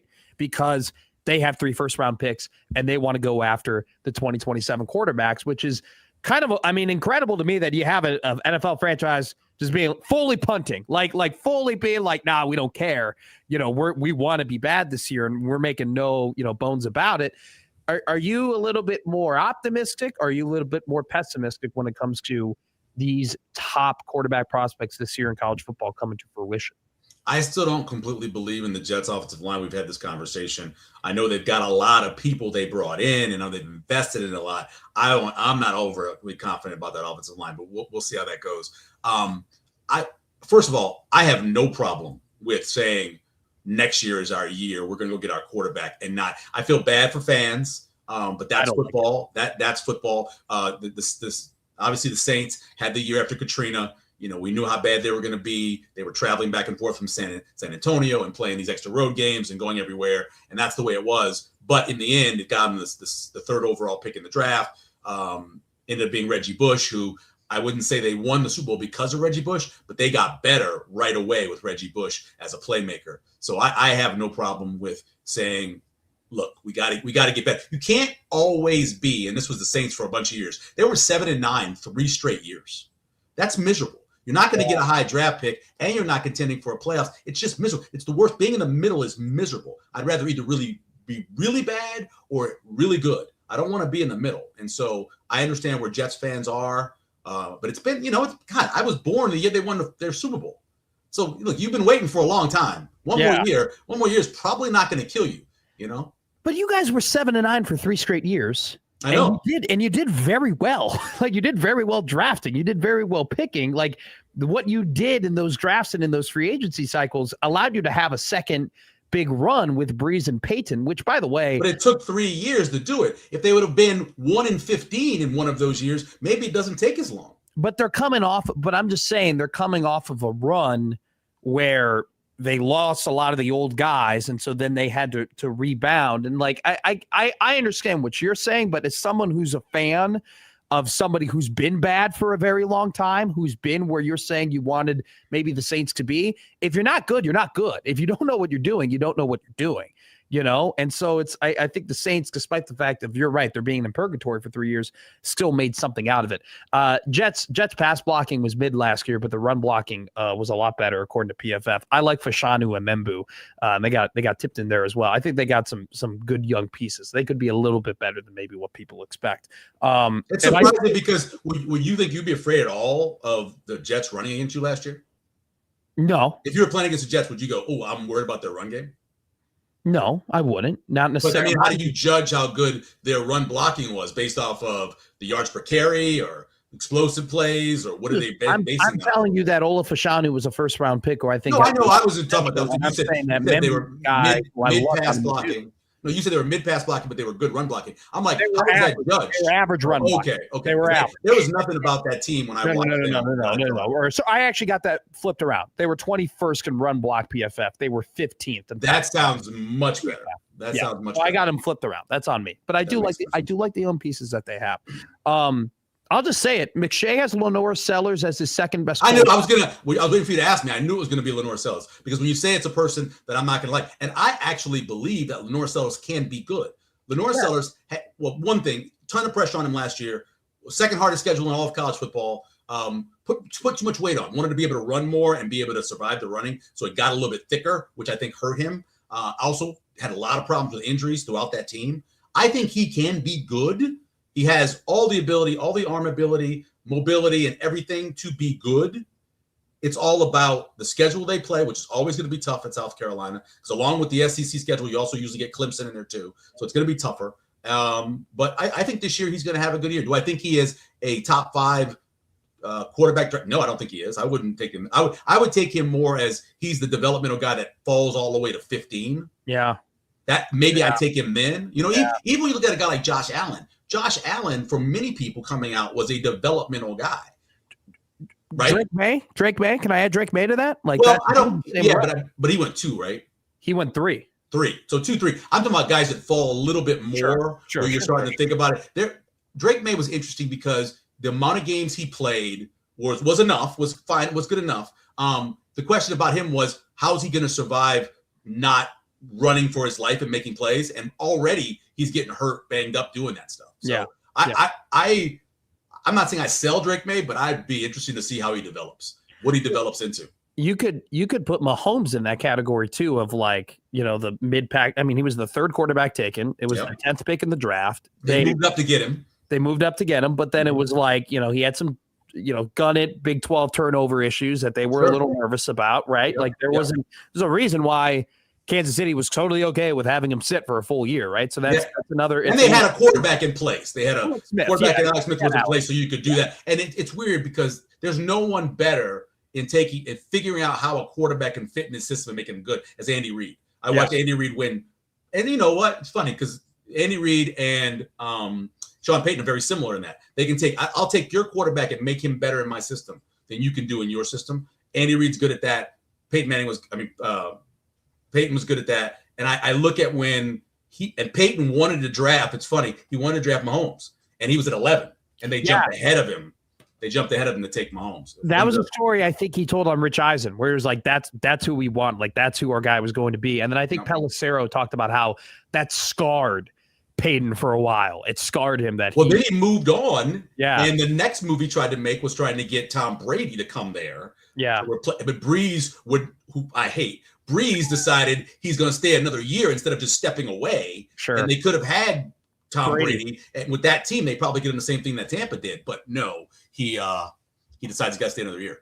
I could talk to you all day about the 2027 quarterback class, and we will when you come on every Tuesday. I got just so many more questions because that's what you're so sharp in the evaluation of that position group, my friend. So Jet Award Foundation Executive Director Michael Severe, August 27th, your college football kickoff event, Herd at Sports Bar, silent auction going on, plenty of fun activities. The website is jetaward.com, correct? Thejetaward.com. Thejetaward.com. We have everything there. You have the link for tickets. You have the link for signing up for the registration. And we have a bunch of great auction items too. So some good stuff. Appreciate you, my man. As Thanks, always, man. we will talk to you next week. Michael Severe, Executive Director of the Jet Award Foundation. Hit a break. Odd news coming up, 12 o'clock. Brett Ciancia, Pick 6 previews, all here on Middays with Matt.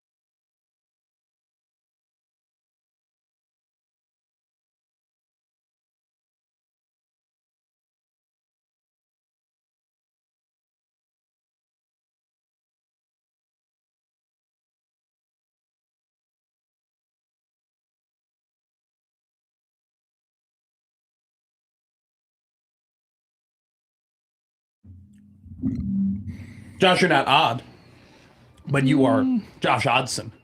Yes. And so we do the odd news here on 1620. That's correct. What is our odd news stories today? What are our odd news stories today? We begin with your Spider-Man. Andrew Garfield? No. Oh, that's right. You're an Andrew Garfield Spider-Man man. I'm just a youngin'. I was born after 9/11. Yeah, but I just kind of figured your Spider-Man would be Tom Holland. No.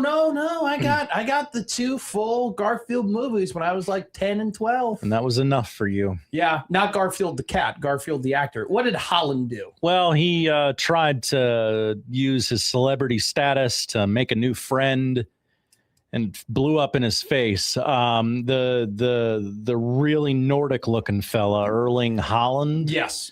On Norway's soccer team. Tom slid in the DMs and said, "Hey, you want to hang out? I think you're cool. Surely you think I'm cool. Let's hang out." That's tough. Yeah, Erling didn't know who Tom Holland was, so he. Yikes. Who admitted to this happening? Did Holland admit this? Holland admitted this on an episode of The Tonight Show with Jimmy Fallon. Yeah, this is kind of a classic Scott Frostism where you tell a story and in your mind it's really cool, or in your mind it's very productive.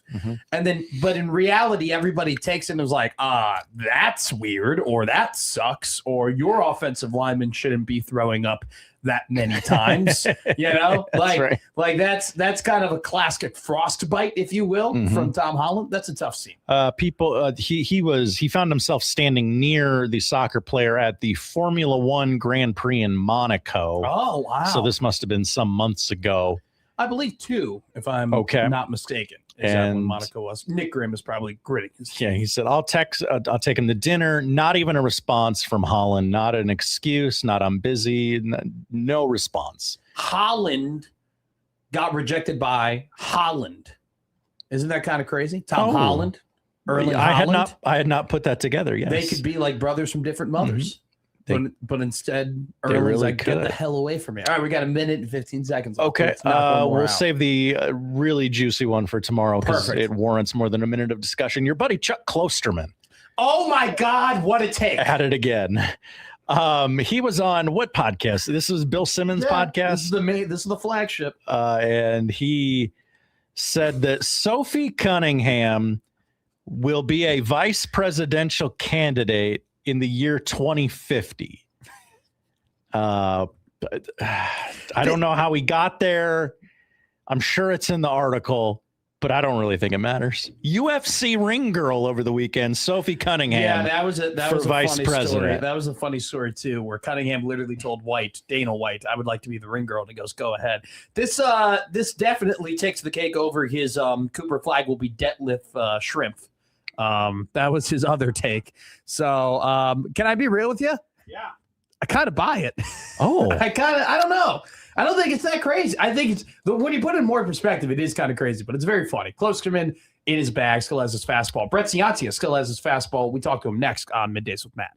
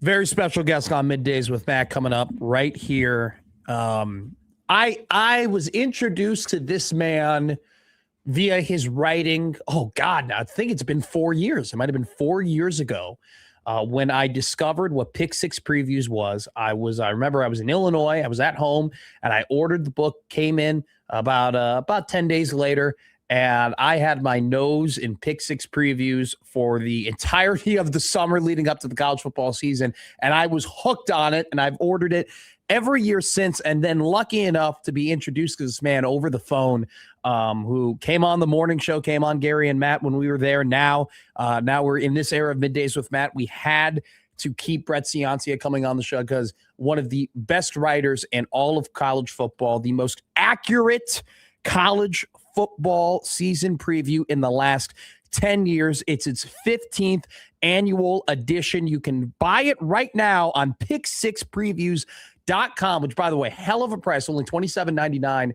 if you order the hard copy. It's Brett Ciancia, the creator and writer of Pick Six Previews. Brett, how are you, my friend?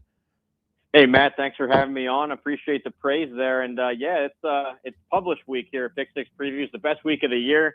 Really the end of what I call a never-ending research project doing the preview magazine. It takes all year, but get to the finish line here in July. Really excited for the 2026 edition. I think we've got a great one for you.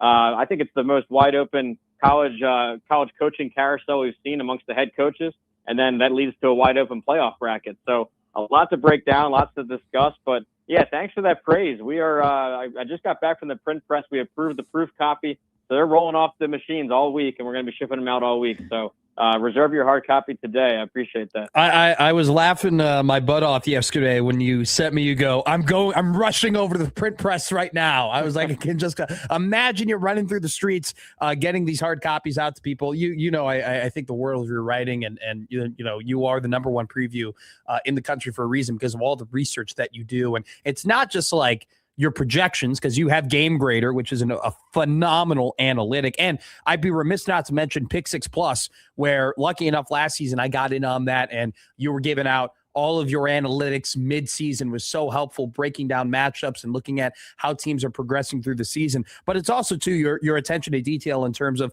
coaching hires and assistant coaching hires and coordinator hires and, continuity and all of that stuff. And so the reason why your preview is so accurate is because of the work that you put into it. Before we get into the nitty-gritty, the actual teams and who you think, what you think, what of, and all that type of stuff, how was it just the process of making the preview this year with not having to deal with the spring portal? Was that just a sigh of relief that you didn't have to deal with that and you could get your teeth into some of these teams and the outlooks of their seasons a little bit earlier? Did that kind of expedite your process this season? Yeah, that definitely helped out a lot. And what you're referencing there, last couple of years, there was your transfer portal in December, and then they opened it all back up after spring ball. So you had another carousel of players, like thousands of transfers moving around after the fact. So I remember a couple of years back, I wrote the Colorado preview. I had to throw the whole thing out after their spring game because half the roster left Boulder. So so that helped this time around, more stability on the rosters. And then, after spring ball, but still in the first cycle, you had thousands of players moving around, biggest coaching carousel I've ever seen. The process was good. I think also without the post-spring portal, the head coaches and coordinators were more open to talk to me. I think the last couple of seasons, they had their guard up and they were stopping spring games, stopping televising their practices in spring games, limiting media access. I think that is come back the other way now. They're opening up a little bit because they know they can't get poached in spring. So it was really cool talking to so many head coaches and coordinators. That definitely goes into it. You mentioned the Game Grader formula. That goes into it. Really, no matter what categories you value the most, I've got them in there in the book. If you're a recruiting fan, I've got all the recruiting and transfer rankings, returning production, returning starters. That's in there. Then all your advanced stats and analytics too. But appreciate the praise, man. And Pick Six Plus was awesome last year. That's the weekly edition. If you like the magazine, you basically get the magazine updated every Tuesday. It hits your email inbox, all the stats, the picks for the week, and did really well last year with that. So I'm excited for 2026. Okay, feel free to take this question as an opportunity to preview both of these teams because it's two teams that are going to be atop of not only just your rankings, but everybody else's rankings who, pays attention to this stuff. Who has more pressure heading into the 2026 college football season? Is it Steve Sarkisian or is it Dan Lanning? I think there's a lot more pressure on Sarkisian there. I think it's playoff or bust, and really almost national title or bust. It's hard to put such a high expectation on a coach and a program, but look at the dollar amounts they've been spending. It's unbelievable. They really went all in on the transfer portal again to give Arch Manning all the weapons possible around him. They've upgraded every single position group that I can see, and they're going all in. I mean, they're pushing all their chips into the middle of the table here. So I think the pressure is on him, especially after missing the playoff last year for Texas. That's just inexcusable given their roster strength. So huge pressure on Texas. I think they're going to get back to the playoff, but I have them a little bit lower than other publications. I've got them checking in here at 7th nationally. That's good for 3rd in the SEC. So fading it a little bit, and you got to look back first. They were not really that strong last year. So, but when you compare it to Oregon, I think it's there's a little bit of pressure, but I think it's just their chance to really ascend as a program onto the national title stage. And they're actually my pick. I'll go reveal it here. They're my pick to win the 2026 national championship. Oregon, the way that they have stockpiled 5-star recruits over the last couple cycles. So they're the only team in the country that has done 3 straight top 10 recruiting classes, and then also 2 top 10 transfer classes. So, you know, they're really bolstering this thing. It's an NFL factory. They got Dante Moore to come back, 5-star quarterback, and he's going to be arguably a number 1 overall pick. So I really like Oregon here to go win the Big Ten and now finally get their first national championship.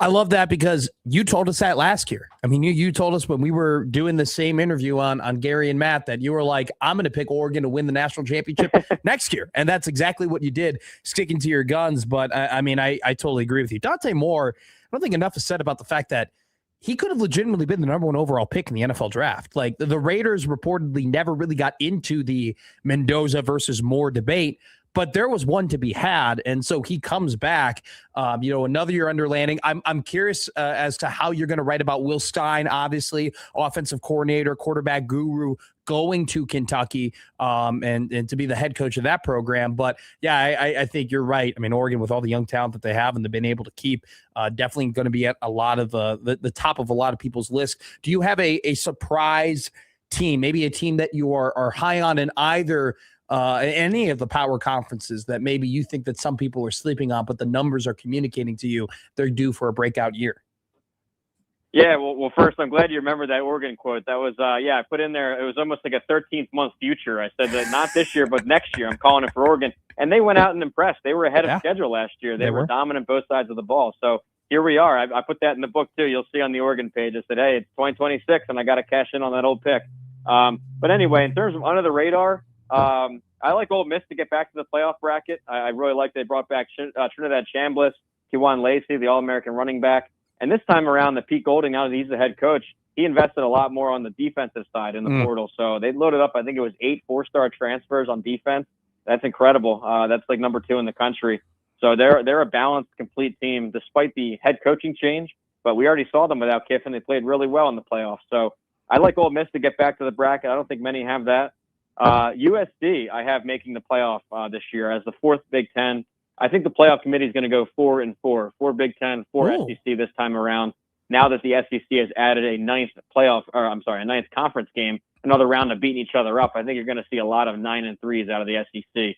But with USC, they were 12th in game grader last year. They signed the number 1 high school recruiting class in the country, and a lot of that came on the lines of scrimmage to help bolster that. So you get your quarterback back. It's an elite offense with Lincoln Riley.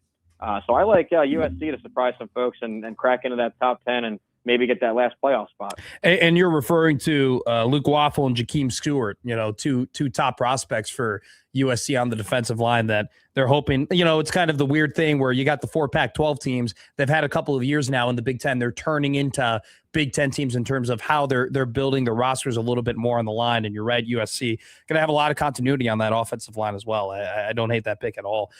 Let's talk about LSU because you bring up Ole Miss. Let's talk about Lane Kiffin. It's an interesting conversation to be had because obviously Kiff is the king of the portal, right? I mean, he's brought in top classes at Ole Miss. He brings in a top class at LSU. But you tell Tiger fans, hey, you have a top class. That means you should be good this year. I think they would tell you, no. That doesn't necessarily equal that because they had top classes under Brian Kelly, and he still got fired, and they still were disappointing. So what's different with this portal class, and what's different maybe with how they built this roster with Kiffin as opposed to building it through the portal with Kelly, in your opinion?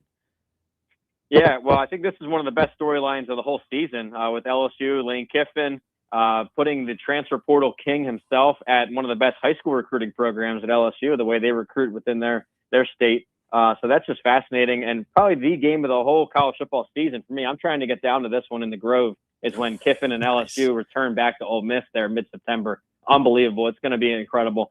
But yeah, this LSU time might be a little bit different than their past top portal classes. This time, if you think of the three most important positions in college football, you got a good quarterback, maybe like a left tackle or an offensive lineman, and then edge rusher. And they went out and signed the number one at each of those spots. They signed the number one quarterback, Sam Levitt, number one tackle, Jordan Seaton from Colorado, and then the number one edge rusher in the country, Princewell Umanmielen from Ole Miss. So number one, the three key spots.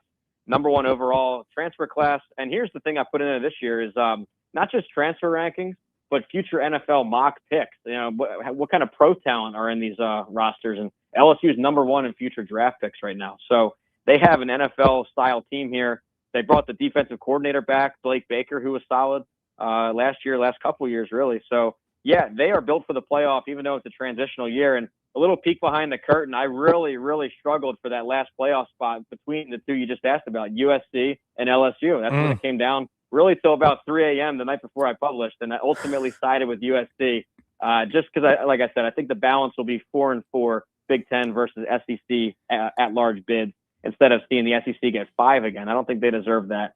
So I saw LSU as the last team out, but certainly in the mix. I can just see Brett Ciancia burning the midnight oil, trying to figure out, does he believe more in USC secondary or LSU's ability to put all the pieces together from the portal? Absolutely brilliant. Before we ask you about the local team here in Nebraska, which, by the way, you bring up Umanmielen.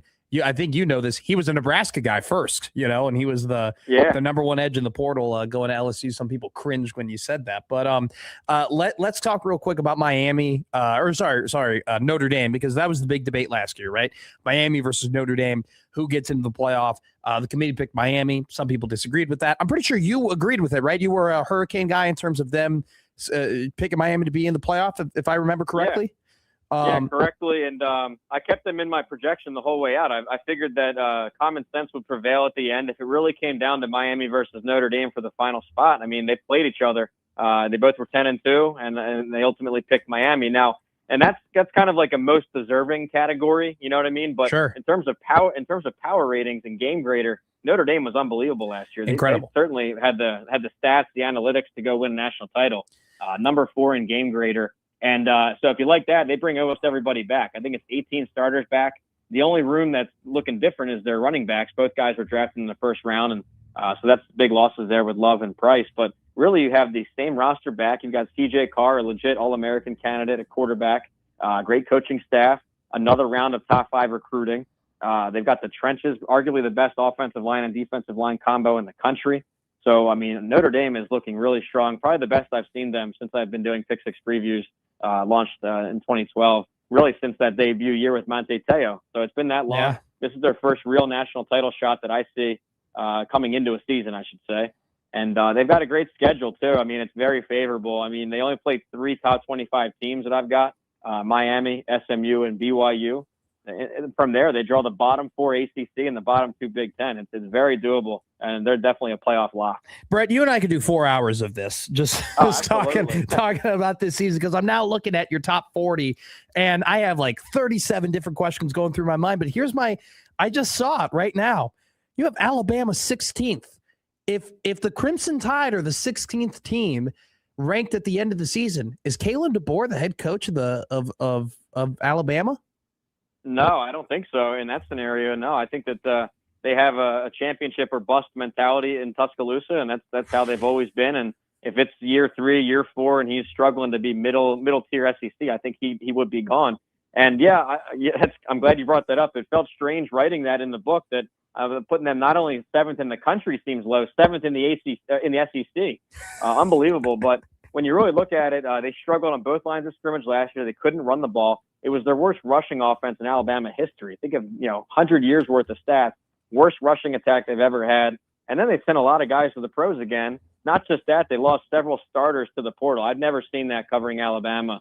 where instead of plucking other starters from other teams, they're having their roster poached. So a lot of warning signals here. Tougher schedule this time around. Game grader, I had them 14th last year at the end of the year, and I don't think they improved. So I'm keeping them in that middle tier there. That's 16th overall. I'm a man of the Big 12. I mean, I didn't go to a Big 12 school and I didn't grow up in the Big 12 country, but I loved the Big 12 last year. I thought that conference had some really thrilling games. You know, TCU, Kansas State was great. Watching Baylor football all year was just, that offense was absolutely electric with Sawyer Robertson. But you have Texas Tech, winning the Big 12, obviously making the college football playoff, and then behind them BYU. Do you think even without Sorsby, BYU isn't going to be able to get over the hump and beat the Red Raiders? And are you not necessarily high on returning with BYU returning LJ Martin and Bear Bachmeier? How do you kind of break down the top two of the Big 12?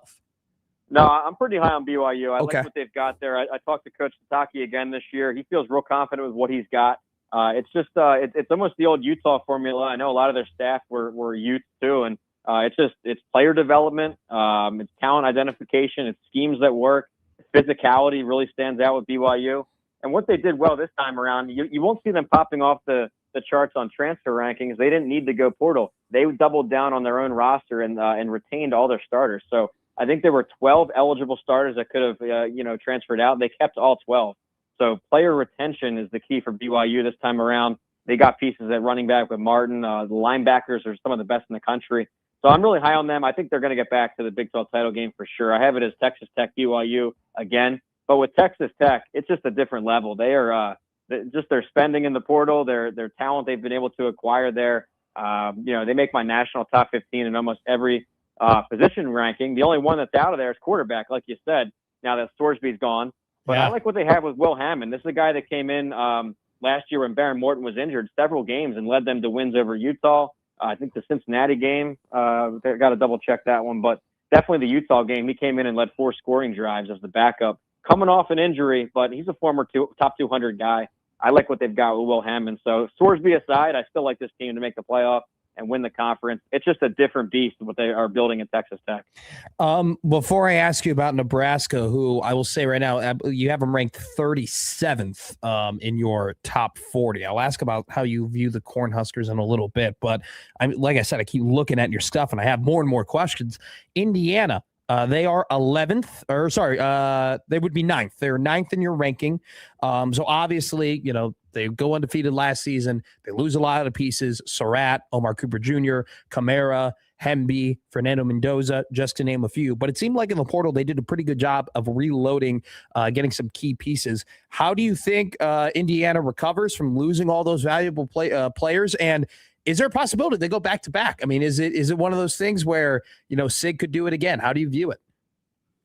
Yeah, well, I think Indiana, really special story last year, probably the best coaching job I've ever seen in college football. I think that, in our generation, that's the best coaching we've ever seen, taking the all-time losingest program to 16-0. It's unbelievable. Mm-hmm. So you lose your Heisman quarterback there, first overall draft pick Mendoza, both the star receivers, both the running backs.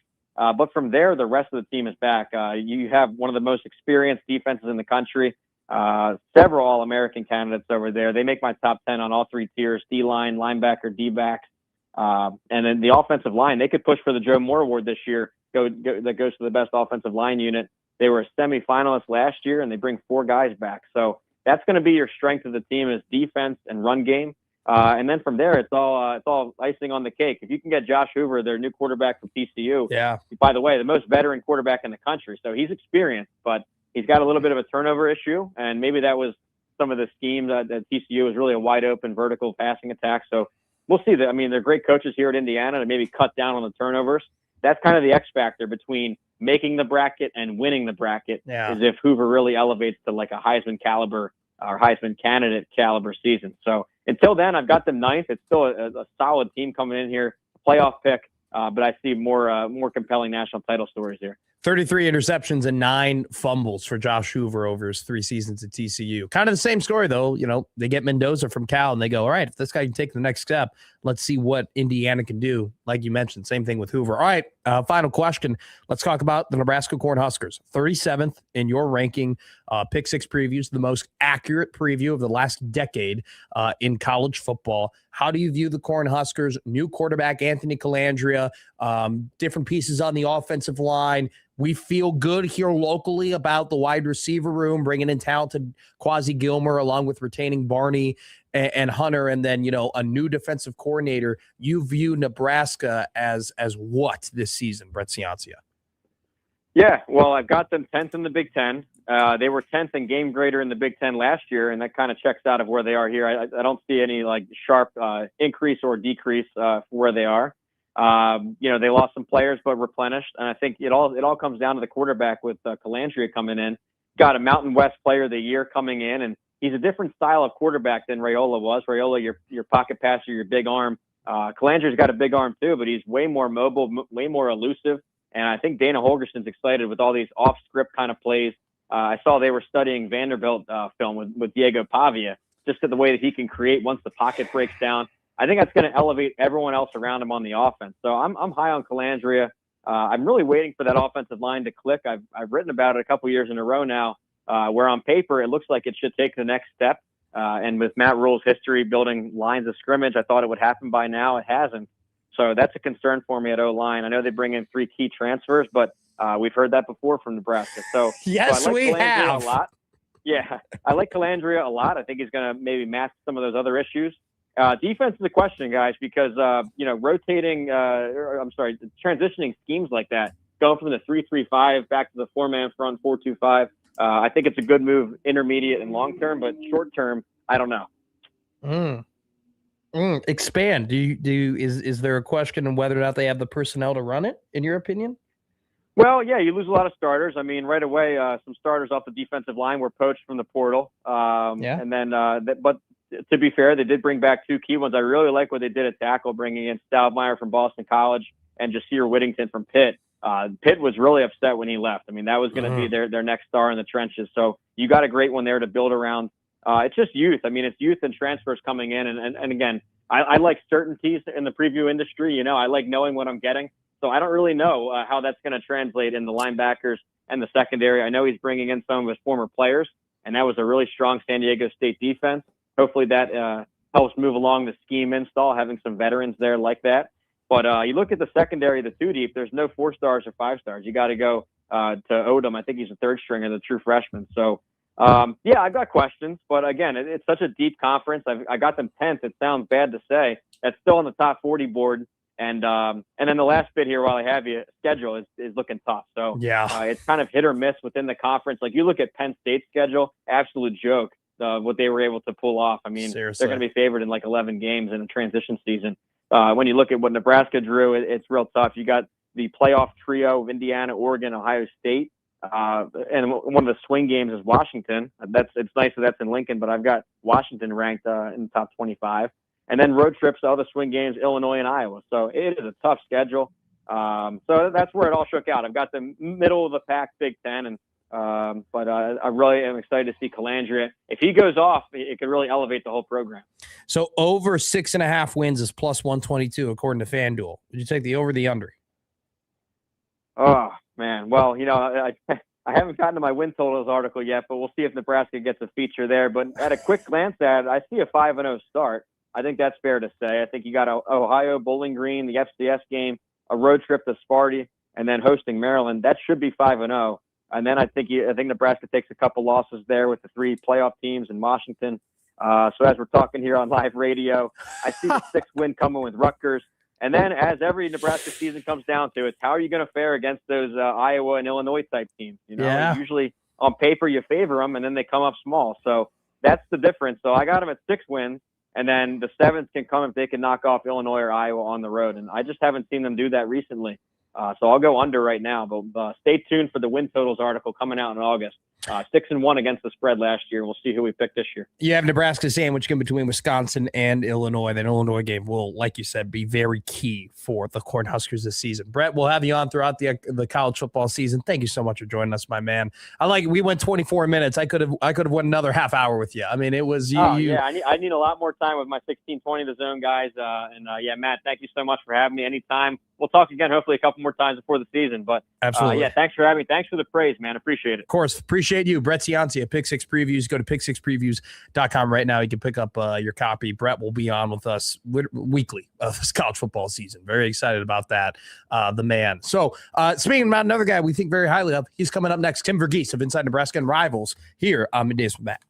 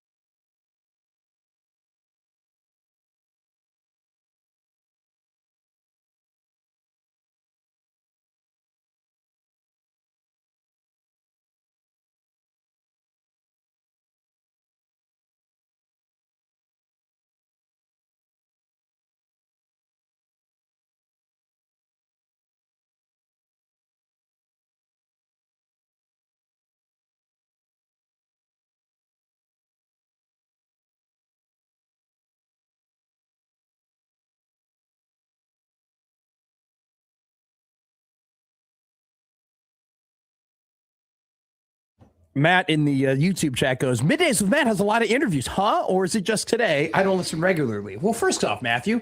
I'm not talking much, so yeah. No, that's not true. You talk. I was on No Block, No Rock last night. I got nothing left.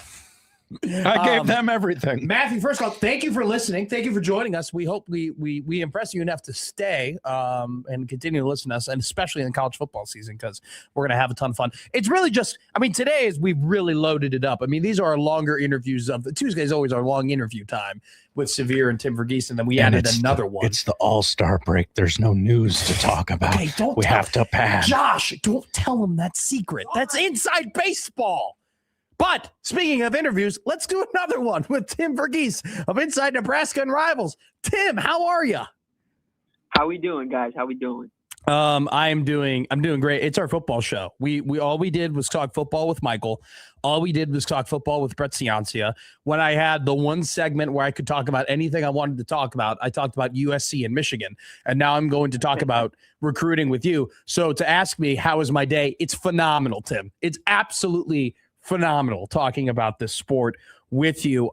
We had a lot to talk about. We have a lot of things to patch up here. But I talked to Brett Ciancia of Pick Six Previews, and we were talking about Nebraska's transfer portal additions. And he mentioned that Jashir Whittington, that there were a lot of people at Pitt who were very upset, especially within the building, that they were not able to hold on to the defensive lineman. I was reading the Lindy's preview for the college football season, and their top newcomer is Jashir Whittington. And I think it's a name that maybe's gone under the radar just a little bit amongst fans, because you look at his measurables. He's like 6'1". He's under 300 pounds, and you go, really? But what is your analysis of Whittington, and could he end up being, in your opinion, the most impactful transfer on the defensive end for Nebraska football?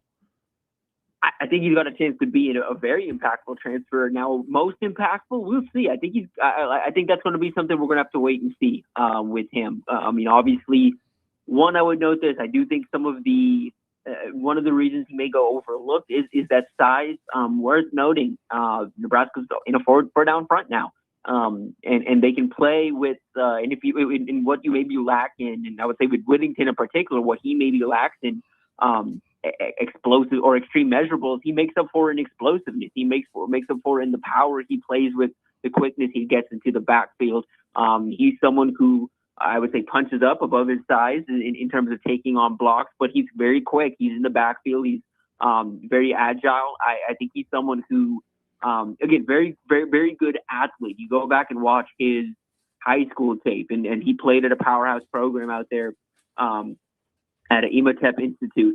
And he's someone who, in that defense, was along the interior of the D line, was working out at edge, has one of the more impressive athletic plays that I've seen, where he kind of drops back into coverage and houses a pick six. He's an impressive athlete. So he's someone who, the question for me as he makes this transition to the Big Ten is going to be, is he explosive enough? Is he athletic enough to make up for his general lack of length against Big Ten offensive linemen, especially the thick, big offensive linemen he's going to face along the interior of the line in this conference? I was listening to an interview you did with Damon and Ravi. I think it was last week, where you talked about the Northeast and how the Northeast is kind of way more open than people ever thought it would be because of James Franklin no longer coaching at Penn State. And there are some, Connecticut, New York, Virginia, just states that teams didn't think that they would be able to tap into. They now can tap into because of his absence. And, I've noticed too, some people in reference to what you've talked about on other shows in terms of, Colorado high school recruiting, right? There's been a lot of interesting Colorado offensive linemen who've come out of that state, and, they haven't done a great job of holding on to them, and so on and so forth.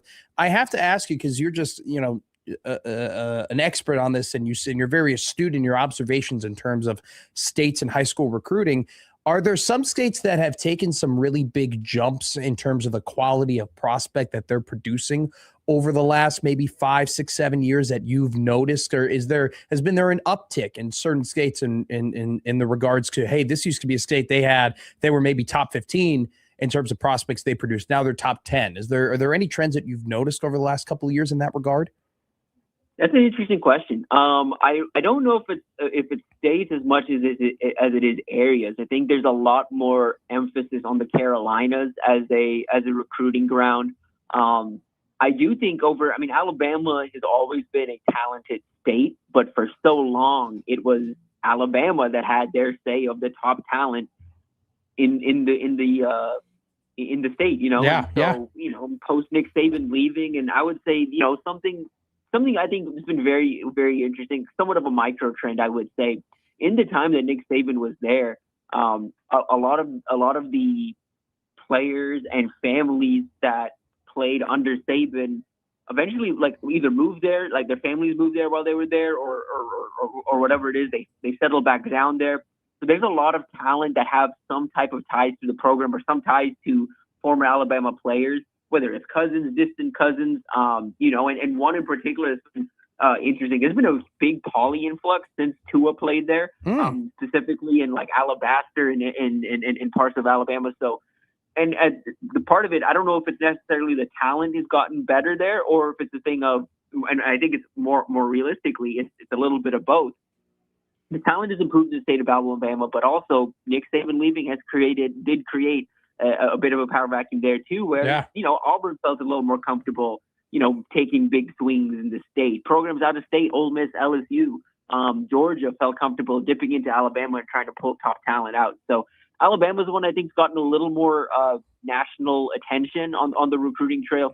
The DMV has always had talent, but it really feels like over these last few years, there's been a bigger emphasis on making sure, or schools emphasizing that they're getting in early on that talent and making sure that they maintain a consistent presence there. And then I'm trying to think if there's any other areas that come to mind. Would Nebraska be one of them? Yeah, I would say so. I mean, I genuinely believe that's what I was about to say. When I was in college here, I remember going out to Warren Academy and all these different places and seeing the crop of prospects coming up in the state. Who's up next? Who are the names to know? And it feels like that pool gets bigger and bigger every year. And I was pleasantly surprised when I came back to the state, a couple of years ago. Went back to Warren Academy and the group I saw training was 3-4 times bigger than the one I saw a couple years ago. There's just more of an emphasis on football development, football training in the state. There's better athletes. Athletes have gotten better over these last few years. I don't think it's just a Nebraska thing, though. I think it's a Midwest. I think Kansas City has genuinely gotten better in talent. They have their swings. There's the years where they have really good talent or like a really good crop, and years where there's maybe 1 or 2 Power 4 prospects. But it really feels like over these last few years, there's been more of an emphasis from national programs to make efforts in the Kansas City area, in Missouri, in Kansas as well. Kansas has gotten attention just because there's a lot of good coaches that have come. Dan Lanning has come from Kansas, and Red Venable, these guys who are now at national programs, they know the type of athlete that they played with growing up. They know the type of talent that comes from their home state, in the areas that they know best. And so they've been dipping back into that. And as a result of those two coaches who carry a lot of respect across the country, extending offers in the area, there's been more national programs. It's followed the leader sometimes, but more national programs are giving those areas a little more due, a little more. They're giving a little more and putting a little more effort into recruiting those areas. Well, I'll tell you a story here. I remember, when Lovie Smith was fired from Illinois, that there was a story going around that he never once visited one of the top programs in Illinois in Loyola Academy, and that there were a lot of people in Illinois high school football who felt snubbed that Illinois wasn't giving proper recruiting to their teams. And that kind of opened up a well for teams like Ohio State, teams like Michigan, teams like Michigan State, to kind of plant their flag in Illinois. But now Illinois, the university, is back in recruiting in their own state. And now you have Nebraska, who got a top guy in Trey Taylor, got Claude and Puma from Mount Carmel. How competitive is Illinois right now as a recruiting state? And where does Nebraska, in your opinion, fall in terms of the pecking order of competing for top talent? By the way, I'd be remiss not to mention Notre Dame, who's done very well in that state as well. I think Notre Dame stands at the very top of the food chain in Illinois right now, in the Chicagoland area. I think they're top. They're top dogs. You've seen Oregon increase their efforts out there. They're in the mix. Michigan's in the mix. Ohio State gets in there, but it really feels like Michigan and Notre Dame do better in the state of in the state of Illinois, at least as of late. Then maybe that's just anecdotal. Maybe that isn't backed up by the numbers at all. But at least anecdotally, feels like Michigan. I hear more about Michigan and Notre Dame when I talk to top talent in Illinois. A $1,000,000%, without a doubt. Ohio, without a doubt. Yeah, and Oregon feels like they're in the mix. Indiana's obviously growing in their presence there, but Nebraska's right in there too. I think Nebraska landing Trey Taylor, landing Claude Puma. Credit to EJ Barthel and a few guys on staff that have really done the legwork to give Nebraska a presence or establish Nebraska as a presence in that state. Okay, I'll give you the final word here. I mean, a little bit of short interview. That's totally my fault. But what are you working on? Anything you're looking on? Anything you're keeping track on in terms of whether it be national recruiting or Nebraska recruiting? I'll just kind of give you a around the horn minute here to just say what you want to say. You deserve it, Tim Verghese. Yeah, so working through, if you go over to InsideNebraska.com, we're working through the 2028 big board position by position. We already have the QB board up, running back board, wide receiver board, tight end board. Wow, okay. The offensive line board will either be out later today or tomorrow, or the offensive tackle board will be out later today or tomorrow. Should note for some of these positions where there's a first-year coach that's kind of settling in, and obviously Chief Wade here, settling in, that board is going to see some changes in the months to come. But this is where things stand. I mean, the majority of the work here in 2027 is just about done. There's about a handful of prospects that Nebraska is still keeping an eye on, some mainly flip targets at this point, a handful of guys that I would say, could be potential late additions to this class, but primarily it's flips. So, and none of that feels imminent. There's no new visits unless it would take a change of heart from a guy who visited last month, like an Ahmad Hudson or a Kobe Rhymes, who not super optimistic on that one. He just gave an update to our Missouri site and reaffirmed his commitment there. But it would be someone like that, someone who visited last month but committed and is committed elsewhere, having a change of heart. But other than that, I don't see an imminent decision in the 27 cycle. It's probably going to take till the fall. Nebraska getting some of these guys back to campus for things to move in this 27 cycle. But 28, we're doing this position by position breakdown. We'll switch over to the defensive side of the ball here soon. And look, I mean, we've already got the quarterback board. Feels like there's already three names at the top of the board emerging. We already kind of know who the top running back targets are. Wide receiver board is big, but it's the clear top dog. In the tight end board, Nebraska's already gotten multiple top 10 tight ends in the 28 cycle to campus. They got family ties to the number 6 tight end in the Rivals 300 rankings. He visited last month and added an offer. And I think he's one of the top, if not the top target on the board as things stand. So building out this board and giving you guys some insight on where things stand, because I know 28 feels like a long ways away, but a lot of these top guys are going to be on campus this fall. We're going to start seeing commitments in the 28 cycle moving probably as soon as this fall. Tim, you are the man. I appreciate you greatly. We will talk to you very soon, as we're only just a couple of weeks away from fall camp getting ready. And we're about 17 days away from being in the month of August, which means that we will have football every single month till February. So the countdown is on. We will talk to you soon, my friend. We'll talk soon. See you, Timmy V. Tim Verghese, Inside Nebraska and Rivals. Let's go ahead. We'll take a break. Hit some local topics here. Let's talk about some pro volleyball. Talk about some college baseball. We have some college baseball news in regards to the Nebraska Corn Huskers, along with some other things that are kind of shaking and moving in terms of Nebraska volleyball as well that we'll touch on. And then at 1 o'clock, I'll ask you a question about Matt Rhule. And at 1:20, Matt Damon. We're going to do his top 10 movies, according to me and Josh Hodson here on Middays with Matt.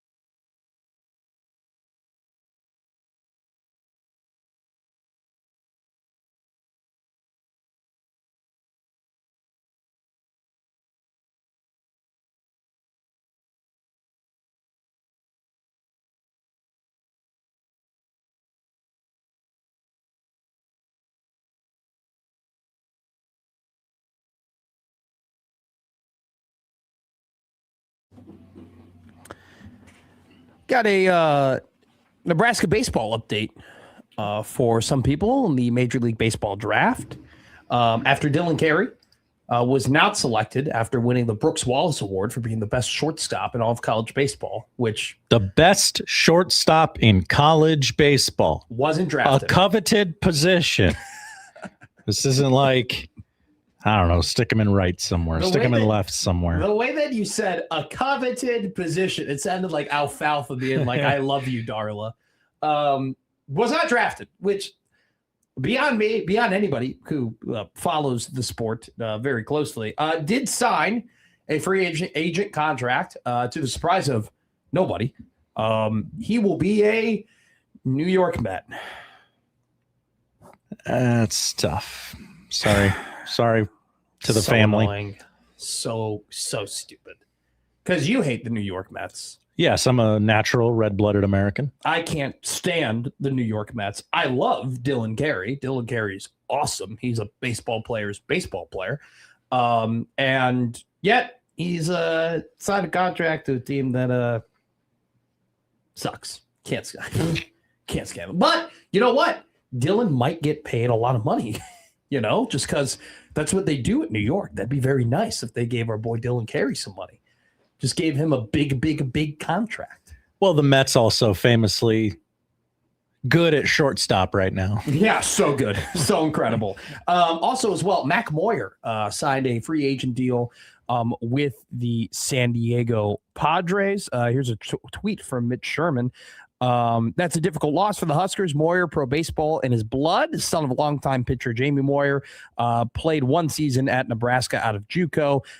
He would have been a centerpiece for Nebraska if he had chosen to return as a senior in 2027. Moyer, I feel like, obviously, was going to be a key piece in the lineup just from a hitting perspective for Nebraska, but also very good on defense as well. So a big defensive loss for the Cornhuskers. Additionally, quick little stat here about Nebraska. Since 2021, Nebraska has only gone one draft without having a pitcher selected. 2022 was the only year that Nebraska, since 21, hasn't had a pitcher selected. Obviously, two of them selected this year, and Carson Yassa and Ty Horn, but also Mason McConaughey last year. You had Brett Sears in 2024. In 2023, Emmett Olson was selected along with Jace Kaminska. And it's been a kind of an interesting element where a lot of these guys, you lose, right, some key pitchers. You lose Cade Povich, you lose Spencer Schwellenbach, and you go, all right, who's going to be that next guy? And then Emmett Olson emerges, and he's a top draft pick. I believe Emmett went in the 9th round of the MLB draft. And then, you go, all right, Emmett's not here anymore. He's gone to the MLB. Who's going to be the next guy? And it's Brett Sears, who the year before spent a lot of time in the bullpen, didn't get a lot of opportunity out of the pen after transferring from Western Illinois, but he then becomes the ace for Nebraska that next season. And it's kind of just been this cycle in terms of Nebraska being able to develop pitchers and replenish and replace the guys that they lose with guys that they had in their team the whole time. I think it's a testament to not only the job that head coach Will Bolt has done, but Rob Childress as well, and his ability to develop pitchers. So Nebraska, like I mentioned yesterday, the 7th and 8th pitchers drafted since 2019 with Ty Horn and Carson Yassa going 94th and 98th respectfully, and then Dylan Carey and Mac Moyer signing MLB free agent deals. I do, real quick, I read a great story here before we hit a break. Mike Patterson wrote a great story about Lindsey Wildman, also known as Lindsey Krause, formerly known as Lindsey Krause, and her journey with Love Bee Omaha, and finding out that one of her great mentors in Jordan Larson was coming out of retirement, even though that did she ever really enter it? The debate can be had. Great question. But a phenomenal article I encourage everybody to read on Omaha World Herald from Mike Patterson. All right, I got a Matt Rhule question coming up next here on Middays with Matt.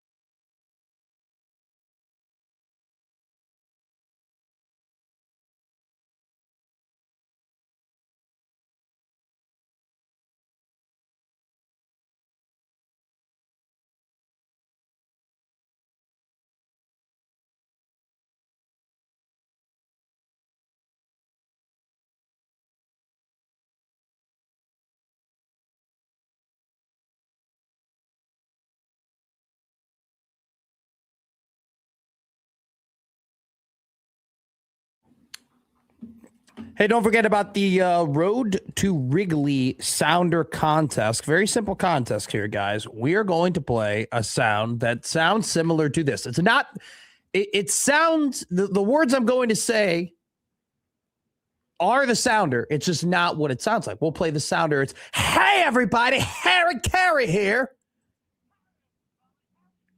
It's getting better and better, if I'm being honest with you. There's been a lot of hard work put into that. When we play that sounder, typically it happens, before a break, maybe right after a break, right? Sometime during the shows.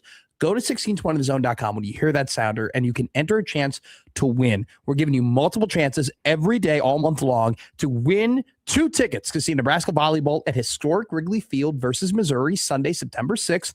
Round trip airfare for 2 from Omaha to Chicago, a 2-night hotel stay in downtown Chicago, and a $150 gift card for the winner to use for dining, Ubers, merchandise, and etc. You can find more details at 1620thezone.com. Road to Wrigley, presented by Union Bank and Trust at UBT. People don't have your money.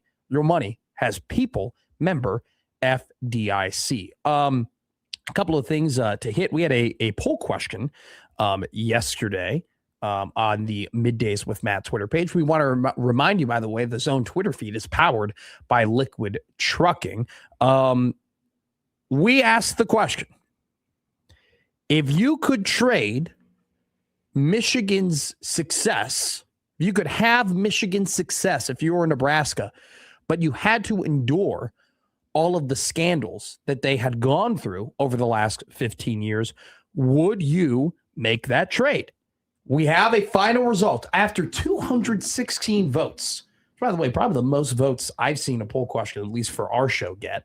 I'm sure USC poll questions get a ton of votes, but for our show, they're very popular. This is a personal best for us. 216 votes. 48% say yes.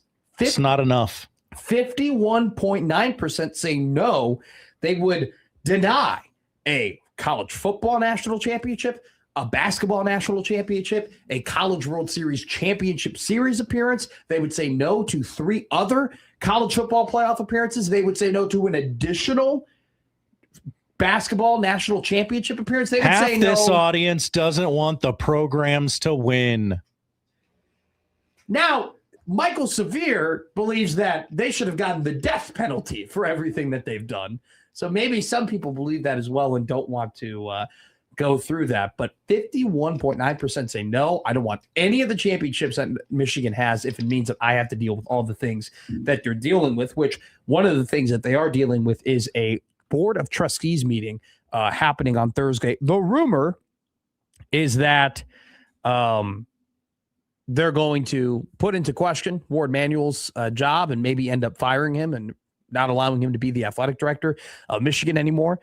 Here's a quote from Manuel to the Michigan Insider publication yesterday. As it relates to where things are going to go, I'm not 100% certain yet. It's not taking away from me doing my job and what I need to do to drive success. How those conversations come together and when things are going to be announced, I can't predict that. There was a report yesterday that, and we read this report. Now, we read where it stemmed from, which was an athletic article, but then it started to get aggregated that both Santa Ono and Ward Manuel knew about all the cheating that was going on, and they hid information from the NCAA. 15 minutes ago on the Wall Street Journal. New. A year before Michigan football coach Sharon Moore was fired for an inappropriate relationship with a staff member, the school's athletic director told him not to travel with her, according to a law firm investigation. Gee, I wonder what this meeting's about later this week. Oh, no. Yeah, it's over. It's shocked. Not that I thought it was going to. Get your resume in order, Matt. You could be the athletic director at Michigan. No, thank you. You could be a Michigan man. No, thank you. No, thank you. I'm okay. Okay. I'm totally fine. I don't want to be an athletic director in college sports right now. That sounds like an awful job to have. It sounds like a terrible job. I mean, so we read the article yesterday. We talked about it from Husker Online about how there was a understanding from volleyball season ticket holders how the reseeding process was going to go. and the process apparently hasn't gone that way, and there was a way higher demand than the athletic department anticipated, and it shifted some expectations in reality in terms of the volleyball reseat that is going to occur at the University of Nebraska. And that was the first I had read about that. And now we're hearing some excerpts, and people are very upset on social media. And then I saw a tweet today from Justin Frommer of the Omaha World Herald. Justin tweeted, PSA. A local scribe. He writes about Nebraska volleyball for the OWH. He tweeted, looking to speak with hashtag Nebraska volleyball fans who were a part of the reseat process at Devaney. Got better seats, worse seats, no seats, seats for the final time. I want to hear from Husker fans on all scenarios for a story. There's some interesting replies here to Justin's tweet. Some are saying one response was, it was easy. Okay. The one source said, yeah, it was easy. No big deal. And then there was another tweet that said, we had tickets right on the net, C18, which is now 300 level. We upped our donation a little, which they told us earlier should be able to get us into the 200s or low 300s. We went down to the ticket office the day before donations were to be made, and still told we should be fine. The tweet continues, went down the day we could purchase, and only available was up higher than we were in the 300s. But there was some 3 seats available a little lower. We had to buy the 3 to get those, as they wouldn't allow a single to remain. We got 3. And that tweet doesn't make a whole lot of sense. This person did not explain it greatly. Anyway, it's a story of they didn't get what they thought they would get, is the best way to describe it. And so it'll be interesting to see how that develops. And if it means that as an athletic director, I have to make those decisions about loyalty versus money when it comes to my fans, those are decisions that I do not want to make. Those are very difficult decisions. Now, do you know what? Simple no would have been okay when I thought it'd open up an avenue for you. You could do the show still. Okay, I was going to say, you don't want me to work with you anymore? It would be great insight. Josh goes on college one athletics. podcast. He goes on one podcast. Yeah, I got this now. He's given the microphone. He's given the floor to say anything he wants, and now he thinks he doesn't need me. It's right. You know what? Mike Delaware is a cancer to the show. Whoa. People have been saying that for years. I like Jared though. What a great guy. Driving a wedge between us. I know that's what Delaware does. He's just stirring the pot. Little pot stir. Mike Delaware. No block, no rock. But anyway, yeah, no, I don't want that job. I don't want that job because there are going to be articles and excerpts and tweets, and people are going to go on radio stations and talk about how mad they are at the Nebraska volleyball receipt process. And there's a part of me that's like, Troy Dannon, needs to be careful in terms of how does he value the loyalty of Nebraska Cornhusker fans. At the same time, though, in this era of money, and you need money to keep up, it's hard. It's a hard proposition to deny. And everybody's a little bit nervous. A little, dude, for real. So I do not want that job. Now, do you know what is easy to do?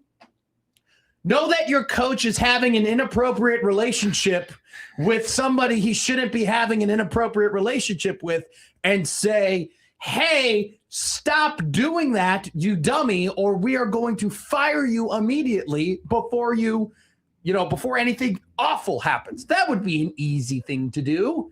Do you know what also would be an easy thing to do? Find out that your team is committing a cheating scandal that could be potentially one of the biggest cheating scandals we've seen in all of college sports, and say, hey, idiots, stop it. We have a great team already. You don't need to do this dumb crap. Cut it out. And when you do find out they didn't cut it out, report it to the NCAA. That seems like that's the easiest part of the job. That seems like it'd be pretty cut and dry.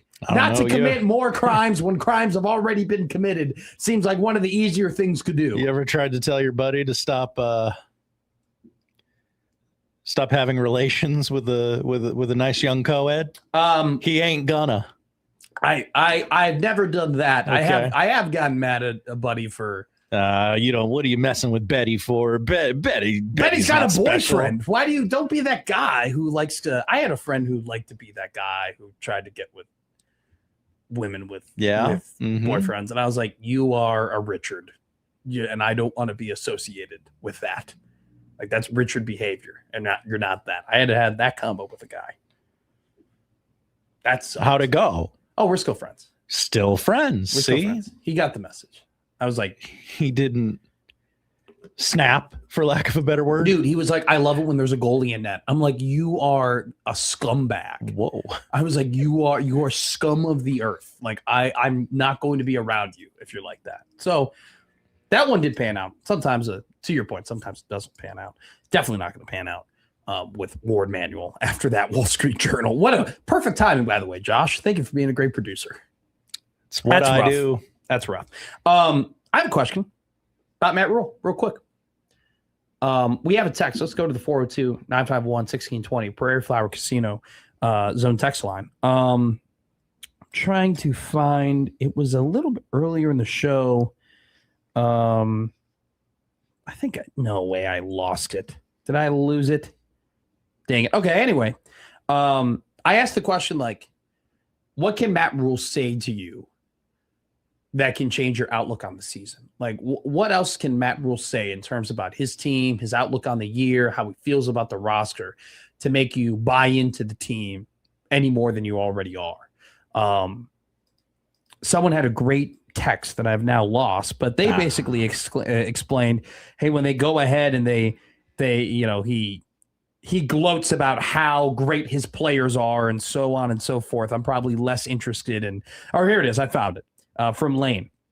He goes, if he's making these bold, close-ended proclamations about rosters or position groups, I am not buying any of it until I see them play against Big Ten competition. Nebraska fans won't be cool if we keep kicking the can down the road for future seasons. And so, I kind of agree with that. I think I was scarred by the D-line hell on wheels quote from Big Ten Media Days last year.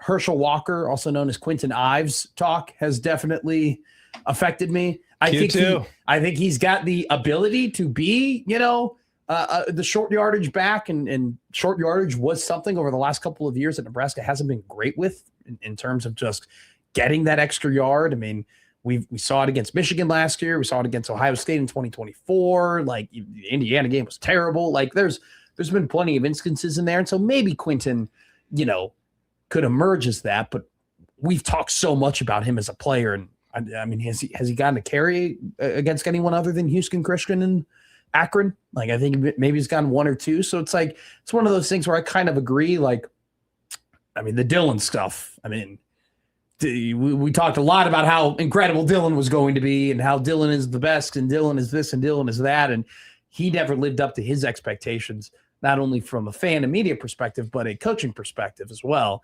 So, yeah, I kind of agree with that. The close-ended, bold proclamations about what his team is going to be, just strictly off of the fact that he's done it before and you haven't seen that result. Maybe I don't buy into that as much, but, unfortunately, I loved being a part of those press conferences when I was in Lincoln. I could go to them regularly. It was one of my favorite things to do. And I feel like heading into this season, if I were in that position, I just would want to know all about some of these different position battles that are going to be happening. Because I think very underratedly, there's a lot of different, especially on this defensive end, with new defensive coordinator, brand new system, guys moving across the lines, Sierra Wright, a key part of this team, goes off, no longer with them this year, declared for the NFL draft, didn't get drafted. But who's going to fill that role? I think Andrew Marshall is solidly the one. Who's quarterback too? That might be the most consequential, battle that we talk about. Is it going to be Odom? Is it going to be Jeremiah Charles? Danny Odom, a blue chip prospect coming from Florida. Jeremiah Charles, a phenomenal athlete from the state of Texas that has been with the program for multiple years. How does that battle go down? I want to see the battles across the defensive line. Michael yesterday on USC, he had a great interview. I encourage anybody to go back and listen to Michael's interview with John and Josh yesterday. After you listen to his interview with us. Absolutely. Today. But, he was talking about the fact that he's keeping note of Williams-Nwaneri being on the second team for defense in the spring game, right? That's a guy that a lot of people expect to, he's a former 5-star. He's a phenomenal athlete. That's a guy that people expect to make an impact. What do the battles across the line look like? How many guys have we talked about today between Tim and Brett Ciancia in terms of Anthony Jones? We've talked about Damon Stoudemire. We talked about Jashir Whittington. We've talked about, I'll mention a couple more. Cam Lenhart, Riley Van Poppel, right? You got to add in the 4-star that they got in the very end of the 2026 cycle that I've seen a lot about, Dylan Berriman, right? So, the combinations across the line in this 4-2-5 and what that main unit is going to be like, I want to know all about it. I don't necessarily need to hear, Matt Rhule say Dylan Berriman's going to be an all Big Ten player. And I don't necessarily need to hear that he thinks Riley Van Poppel is going to get 6 sacks this season. But I want to hear, what are the standings within the players as we go through? And I just want to hear about some of these battles. I want to hear about the QB2 battle, man. I think that is going to be vitally important to the season because Nebraska does not have a strong history of having a starting quarterback being able to play all year long. So it's one of those instances where, especially if you have a guy like Anthony Calandria, and all we talk about is his off-script ability and his ability to run the ball. Well, when you're off-script and you run the ball more, it means you take more hits, you take more punishments, which makes you more susceptible to getting hurt, which means that your backup quarterback better be ready to go. And they got 2 of those guys in Latif and Kalen who have power football experience. I want to hear about how that goes down and how those guys look. But I think I kind of agree with Lane in our text chat. We kind of know who Rhule is at this point as a coach. There's no more, hey, what's his personality? Or, how does he interact with people? Or, what is his views on this?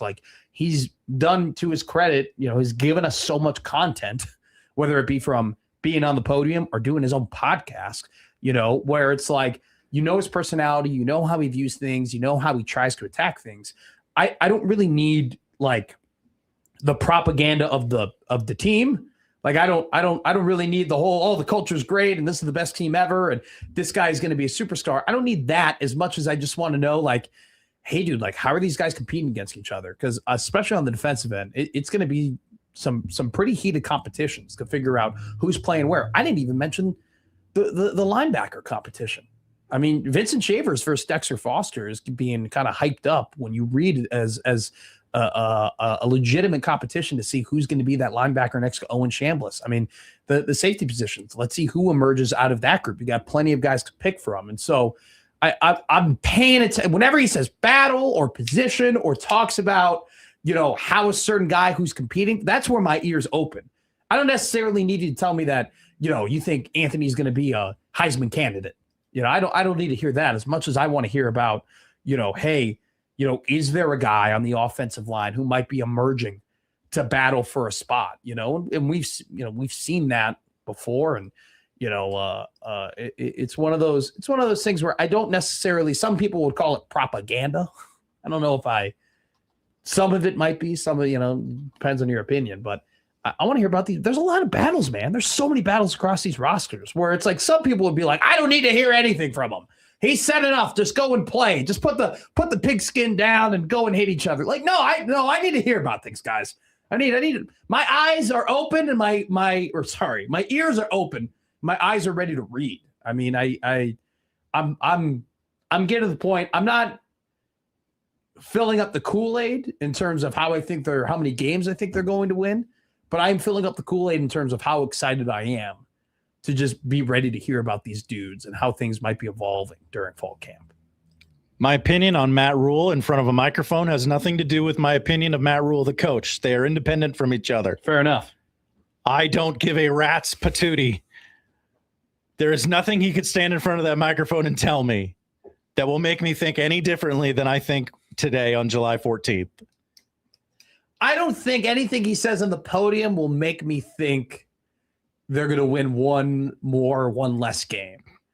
But I just want to, but it doesn't mean I don't want to hear him talk about what the pieces are going to look like. There are things I want to hear his opinion on, but I don't want him to sell me anything. I think that is the perfect, I don't need to be sold on anything. Yeah.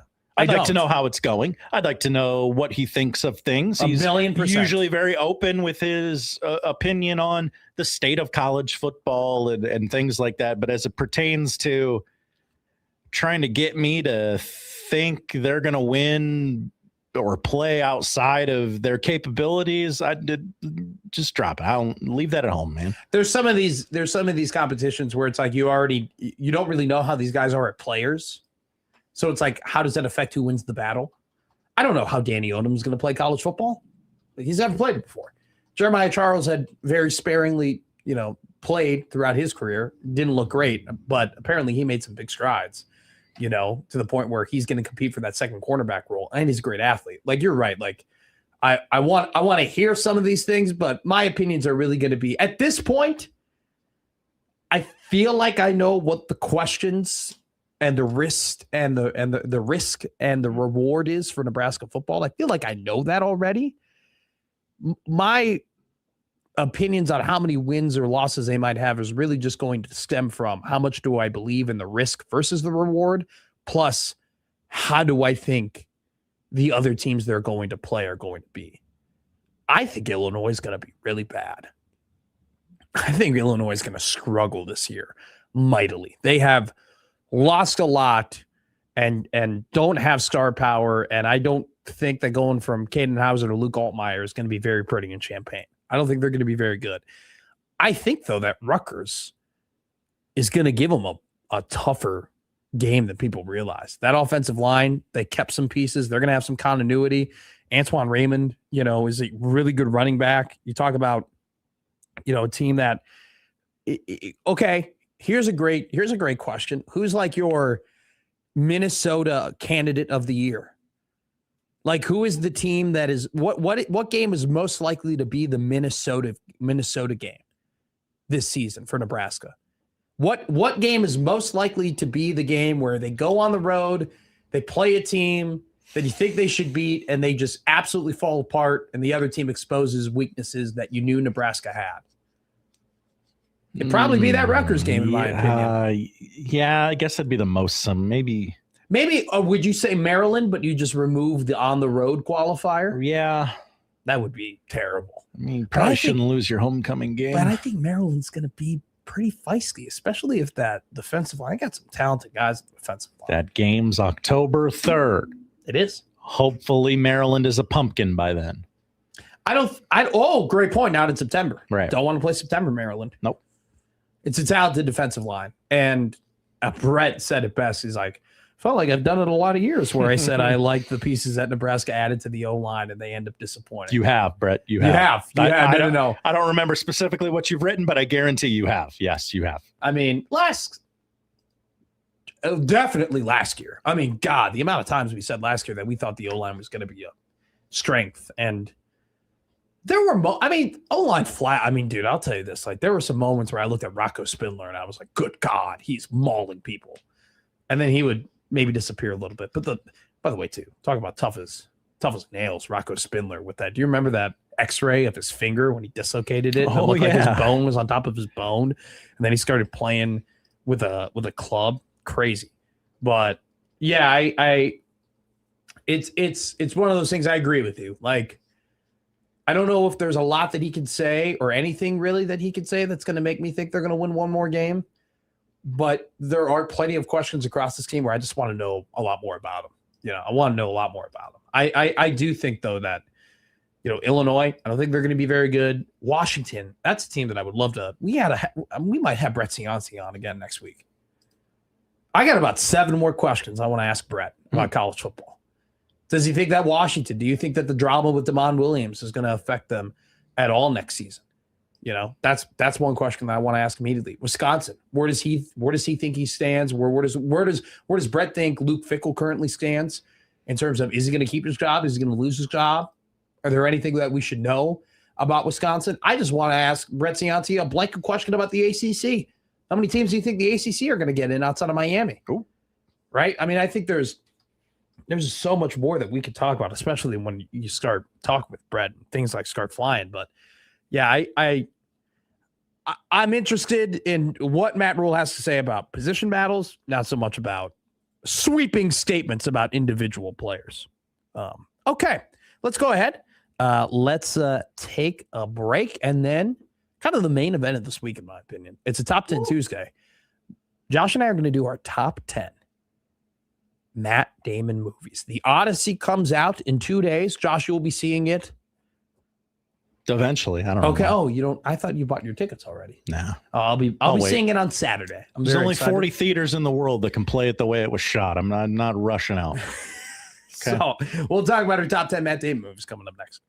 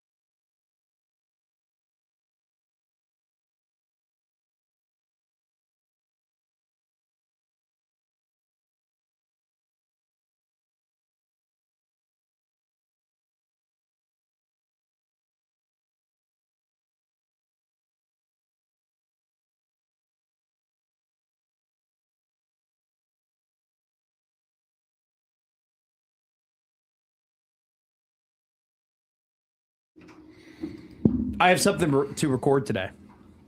To record? Yeah, I wrote our own Dos Equis commercial. Oh, and you then have more work for me to do? No, I'm going to do this one. Oh, okay. Then yeah, I'm all for it. Are you telling me my producer doesn't want to produce?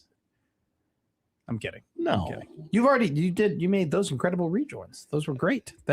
You are good for 6 months.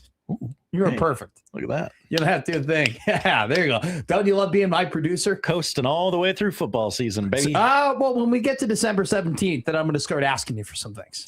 Okay. Or actually January 17th. I don't know how to do work. That was one of the best parts, by the way, of No Block, No Rock. When they asked you about how would Matt feel if you started like bossing him around, and you go, I'm his boss. I am his boss.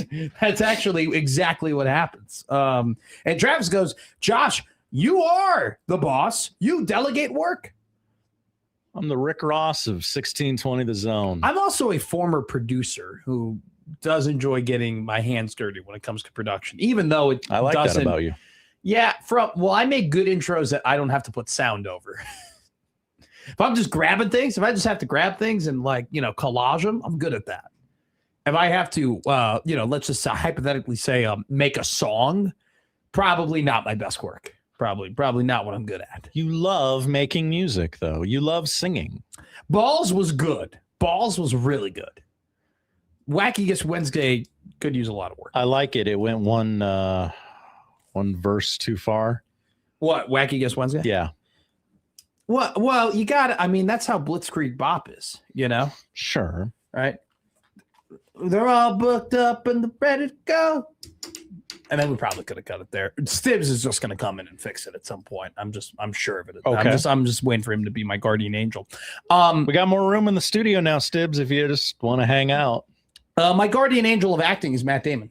I love him. He's my favorite actor. It's probably the actor that I've seen the most movies of consecutively in my life. And Odyssey, a film that he stars in, that he is the top guy in with Christopher Nolan. He is a Christopher Nolan movie man. Christopher Nolan loves him, some Matt Damon. Josh also loves him, some Matt Damon. So on this Top 10 Tuesday, we are doing top 10 favorite Matt Damon movies. This wasn't necessarily a ranking of which ones are the best. It was just, what are your favorite? What do we like? And both Josh and I have ranked them. We have made our graphics as well. Josh made both the graphics. So look at you doing more production work. Kudos to you. I will say before we get into this, I have to note that I have some Matt Damon movies not on here that I have not watched. Oh, that is important to the discussion. I do want to mention, I have not seen The Departed. Okay. Departed. I know. Save your booze for later because there's more coming. I haven't seen the other 2 Bourne movies. I've seen Bourne Identity. I finished it last night, along with Air. I did a movie and a half last night for this. Whoa. And I have not seen Saving Private Ryan. I know. I'm sorry. Bad American. I'm sorry. I will get to it at some point in my life. See, that's that's triple bad because it's a Matt Damon movie. It's a Tom Hanks movie. It's a World War II movie. I know. It's tough. Now, it's more of a Tom Hanks movie than anything. Yes. If we're being honest. I do know we'll that. get to that discussion. We will. All right. Let's start with you, Josh. Number 10. Number 10. I don't care. Pick any of the Bourne movies. They're all the same. No, they're not. Yeah, they are. All right. I put Interstellar as number 10. Okay. Not a Matt Damon movie, but Matt Damon is awesome in it for the integral part. Yes, a kind of a plot twist. He was not, that's the best little bit. He wasn't like promoted for the movie either. He just showed up and he put on a great performance as Michael Caine says, the incredible Dr. Man, which I don't have a Michael Caine. Don't ask me. I will never have it. Number 9 for you, Josh Hodson. Classic dad movie, Ford versus Ferrari. Wow. You and I have a very different view of this movie. I have We Bought a Zoo as number 9. You famously love We Bought a Zoo. I love We Bought a Zoo. We Bought a Zoo is a sick movie. I mean, I haven't seen it in forever. He bought a zoo. I quote it all the time, though. I go, it's a good dream. It's a good dream. I say that all the time to roommate Dan. All of the time. Number 8. Lost my place. Number 8, Rounders. Oh, no. Oh no, I haven't. I thought I forgot it. Okay. Whew. I thought I forgot Rounders for a second. I have it in there. Ocean's 12. Ocean's 12. Ocean's 12. I like Ocean's 12. The worst of the three. I enjoyed 4 it. Ocean's movies. Soon to be 5 Ocean's like movies. Ocean's 12. I think Brad Pitt is great in Ocean's 12. I enjoyed it. Ocean's 13 was fine. Ocean's 11 will be later on the list, but I very much enjoyed Ocean's 12. Number 7 for you, Josh Odds. Dogma. People forget about Dogma. I've never seen it. What happened in Dogma? Kevin Smith movie. Ben Affleck and Matt Damon are like angel demons from hell or something like that. Oh my God, yeah. Trying to take over the world. Yeah, no thank you. Air is my number 7 movie. A very good movie. Okay. So David Falk's character, the agent of Michael Jordan, awesome. Who I don't know who the actor is. That guy was incredible. Viola Davis, insane. Matt Damon, very good as Sonny Vaccaro. Jason Bateman, I thought was phenomenal in that movie. The reason why this movie's got higher is Ben Affleck's performance is, I can't get over it. He looks like he's on SNL. It's I can't see Phil Knight. I just see Ben Affleck in a bad wig talking to Matt Damon. It's that push and pull of, all right, you're playing a guy that just looks very funny. Yeah, I can't do it because of the aesthetic of the time, and you're playing into it. Like, you're not doing anything that's funny, but you're making me laugh. I know. Now. I couldn't take his character seriously, and it was just like. Then there was a part of me that, like, meta now, I know how close they are in real life. Clearly, Matt Damon cast Ben Affleck because he can have his best friend in the movie. But it's just like, it's a complete miscasting. It doesn't make any sense. We used to do this thing in America, Matt, where the television networks used to make their own movies and air them on like Sunday night. Tune in for the made-for-TV movie. Air feels a little like a TV movie where they're like, hey, we got this great story. We got these great actors to do it, but we only got like $17 to make the movie. Dude, it did look very low production. Yeah. I mean, the setting of Air is meeting rooms. Get me some wood paneling and some 80s tracksuits. These guys are always in meetings. That's all it is. They're always in some sort of office. If they're in a dark bar outside of the meeting, we don't have to have anything on the walls. I forget that Marlon Wayne was in that movie when he claimed that his character claimed that he got the Martin Luther King speech. I forgot that was a ridiculous part of the movie. I do not remember that part. I'm going to abstain. Okay, fair enough. Your 6th movie, or sorry, this was 10, 9, 8, 7, 6, 5. We're in the top 5. No, because you skipped my 6. Okay, go ahead. What's Saving Private Ryan. Okay. Integral part, just like Interstellar. He's a key component, but not advertised. 6, Born Identity. Born Identity. I love Born Identity. You watched this last night. I love the Amnesia. Now, the Amnesia agent movies have been overdone. Okay, I don't need more Amnesia agent. There are 5 Bourne movies. Yes, you are correct. But there's 4 with Matt Damon, and I'm only count 3 because I'm not gonna watch the one that came out in 2016. So I'm gonna watch Legacy and Ultimatum and then Supremacy. I think if you held a gun to my head and made me vote, Ultimatum is the best of the 3. I really enjoyed Born Identity. Your top 5 movie? Ocean's 11. Okay, I have Ocean's 11 next. I have it 4. Okay, he such an iconic movie. What, the 4th most important character? Terry Bennett would go at the highest. It would go Clooney, then Benedict, and then Pitt, and then would you say Julia Roberts probably, and then Matt Damon? But he's just so good in it. Probably, yeah. It's a great movie. It's iconic, and he has a big enough role to count. Your number 4 movie, Interstellar. Whoa! I understand he plays a very small part. He's there for 9 minutes. The movie's that good, but it's not even. I mean, the robot. It's more of the guy who voices over the robot. I don't care. More of that guy's movie than Matt Damon. Give me this one. I played ball on the other ones. Okay. My number 4 was Ocean's 11. Your number 4 was Interstellar. Or sorry, my number 5 was Ocean's 11. Your number 4 was Interstellar. I'm having trouble reading. I'm worried about you. I'm sorry. I don't have these numbered. They're all just in a row. Number 4, Rounders. Rounders. Pay that man his money. He tricked me.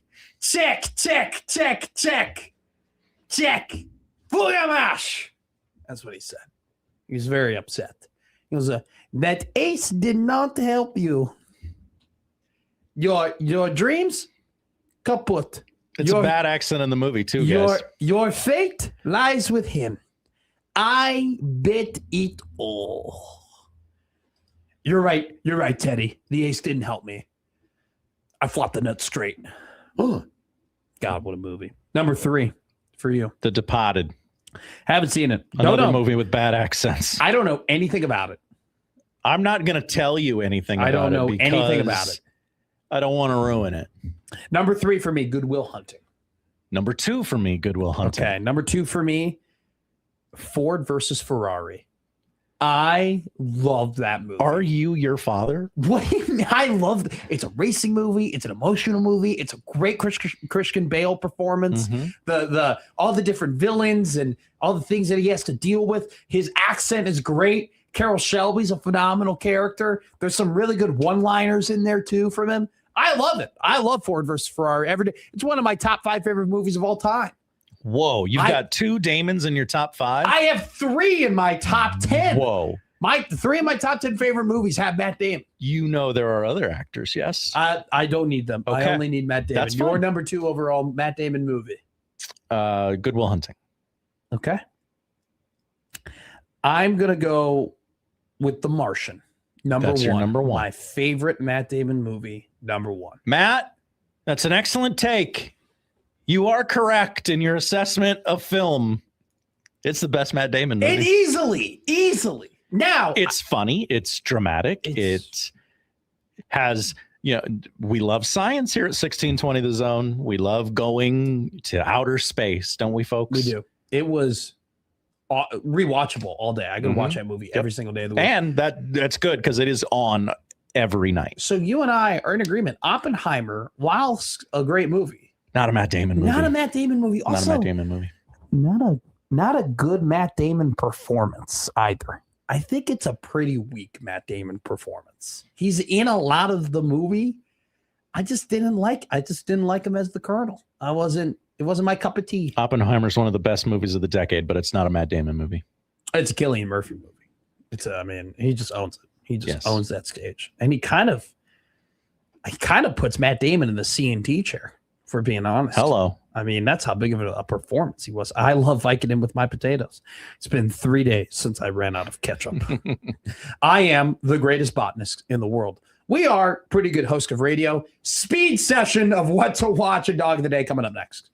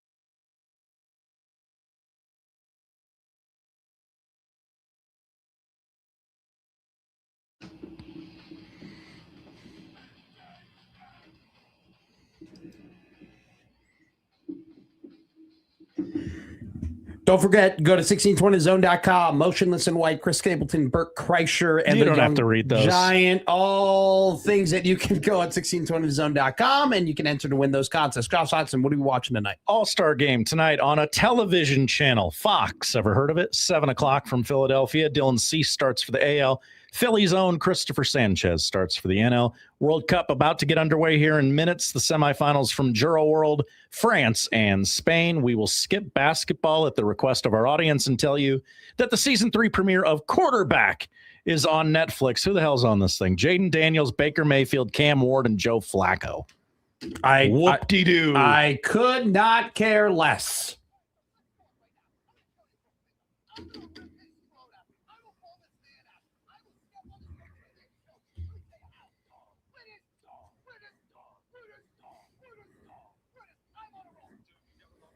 Well, CAGs couldn't have been any worse for us yesterday, so the roll stopped. But we'll begin it again because the last time we bet France to have a goal scorer in Ousmane Dembele, he scored, and we won some money. We're going to do it again, plus 213 to score against Spain. That match begins in 9 minutes, and it's Bastille Day. The crossover with Unsportsmanlike Conduct and us here at Middays with Matt begins next on the 1620 Zone Radio Network.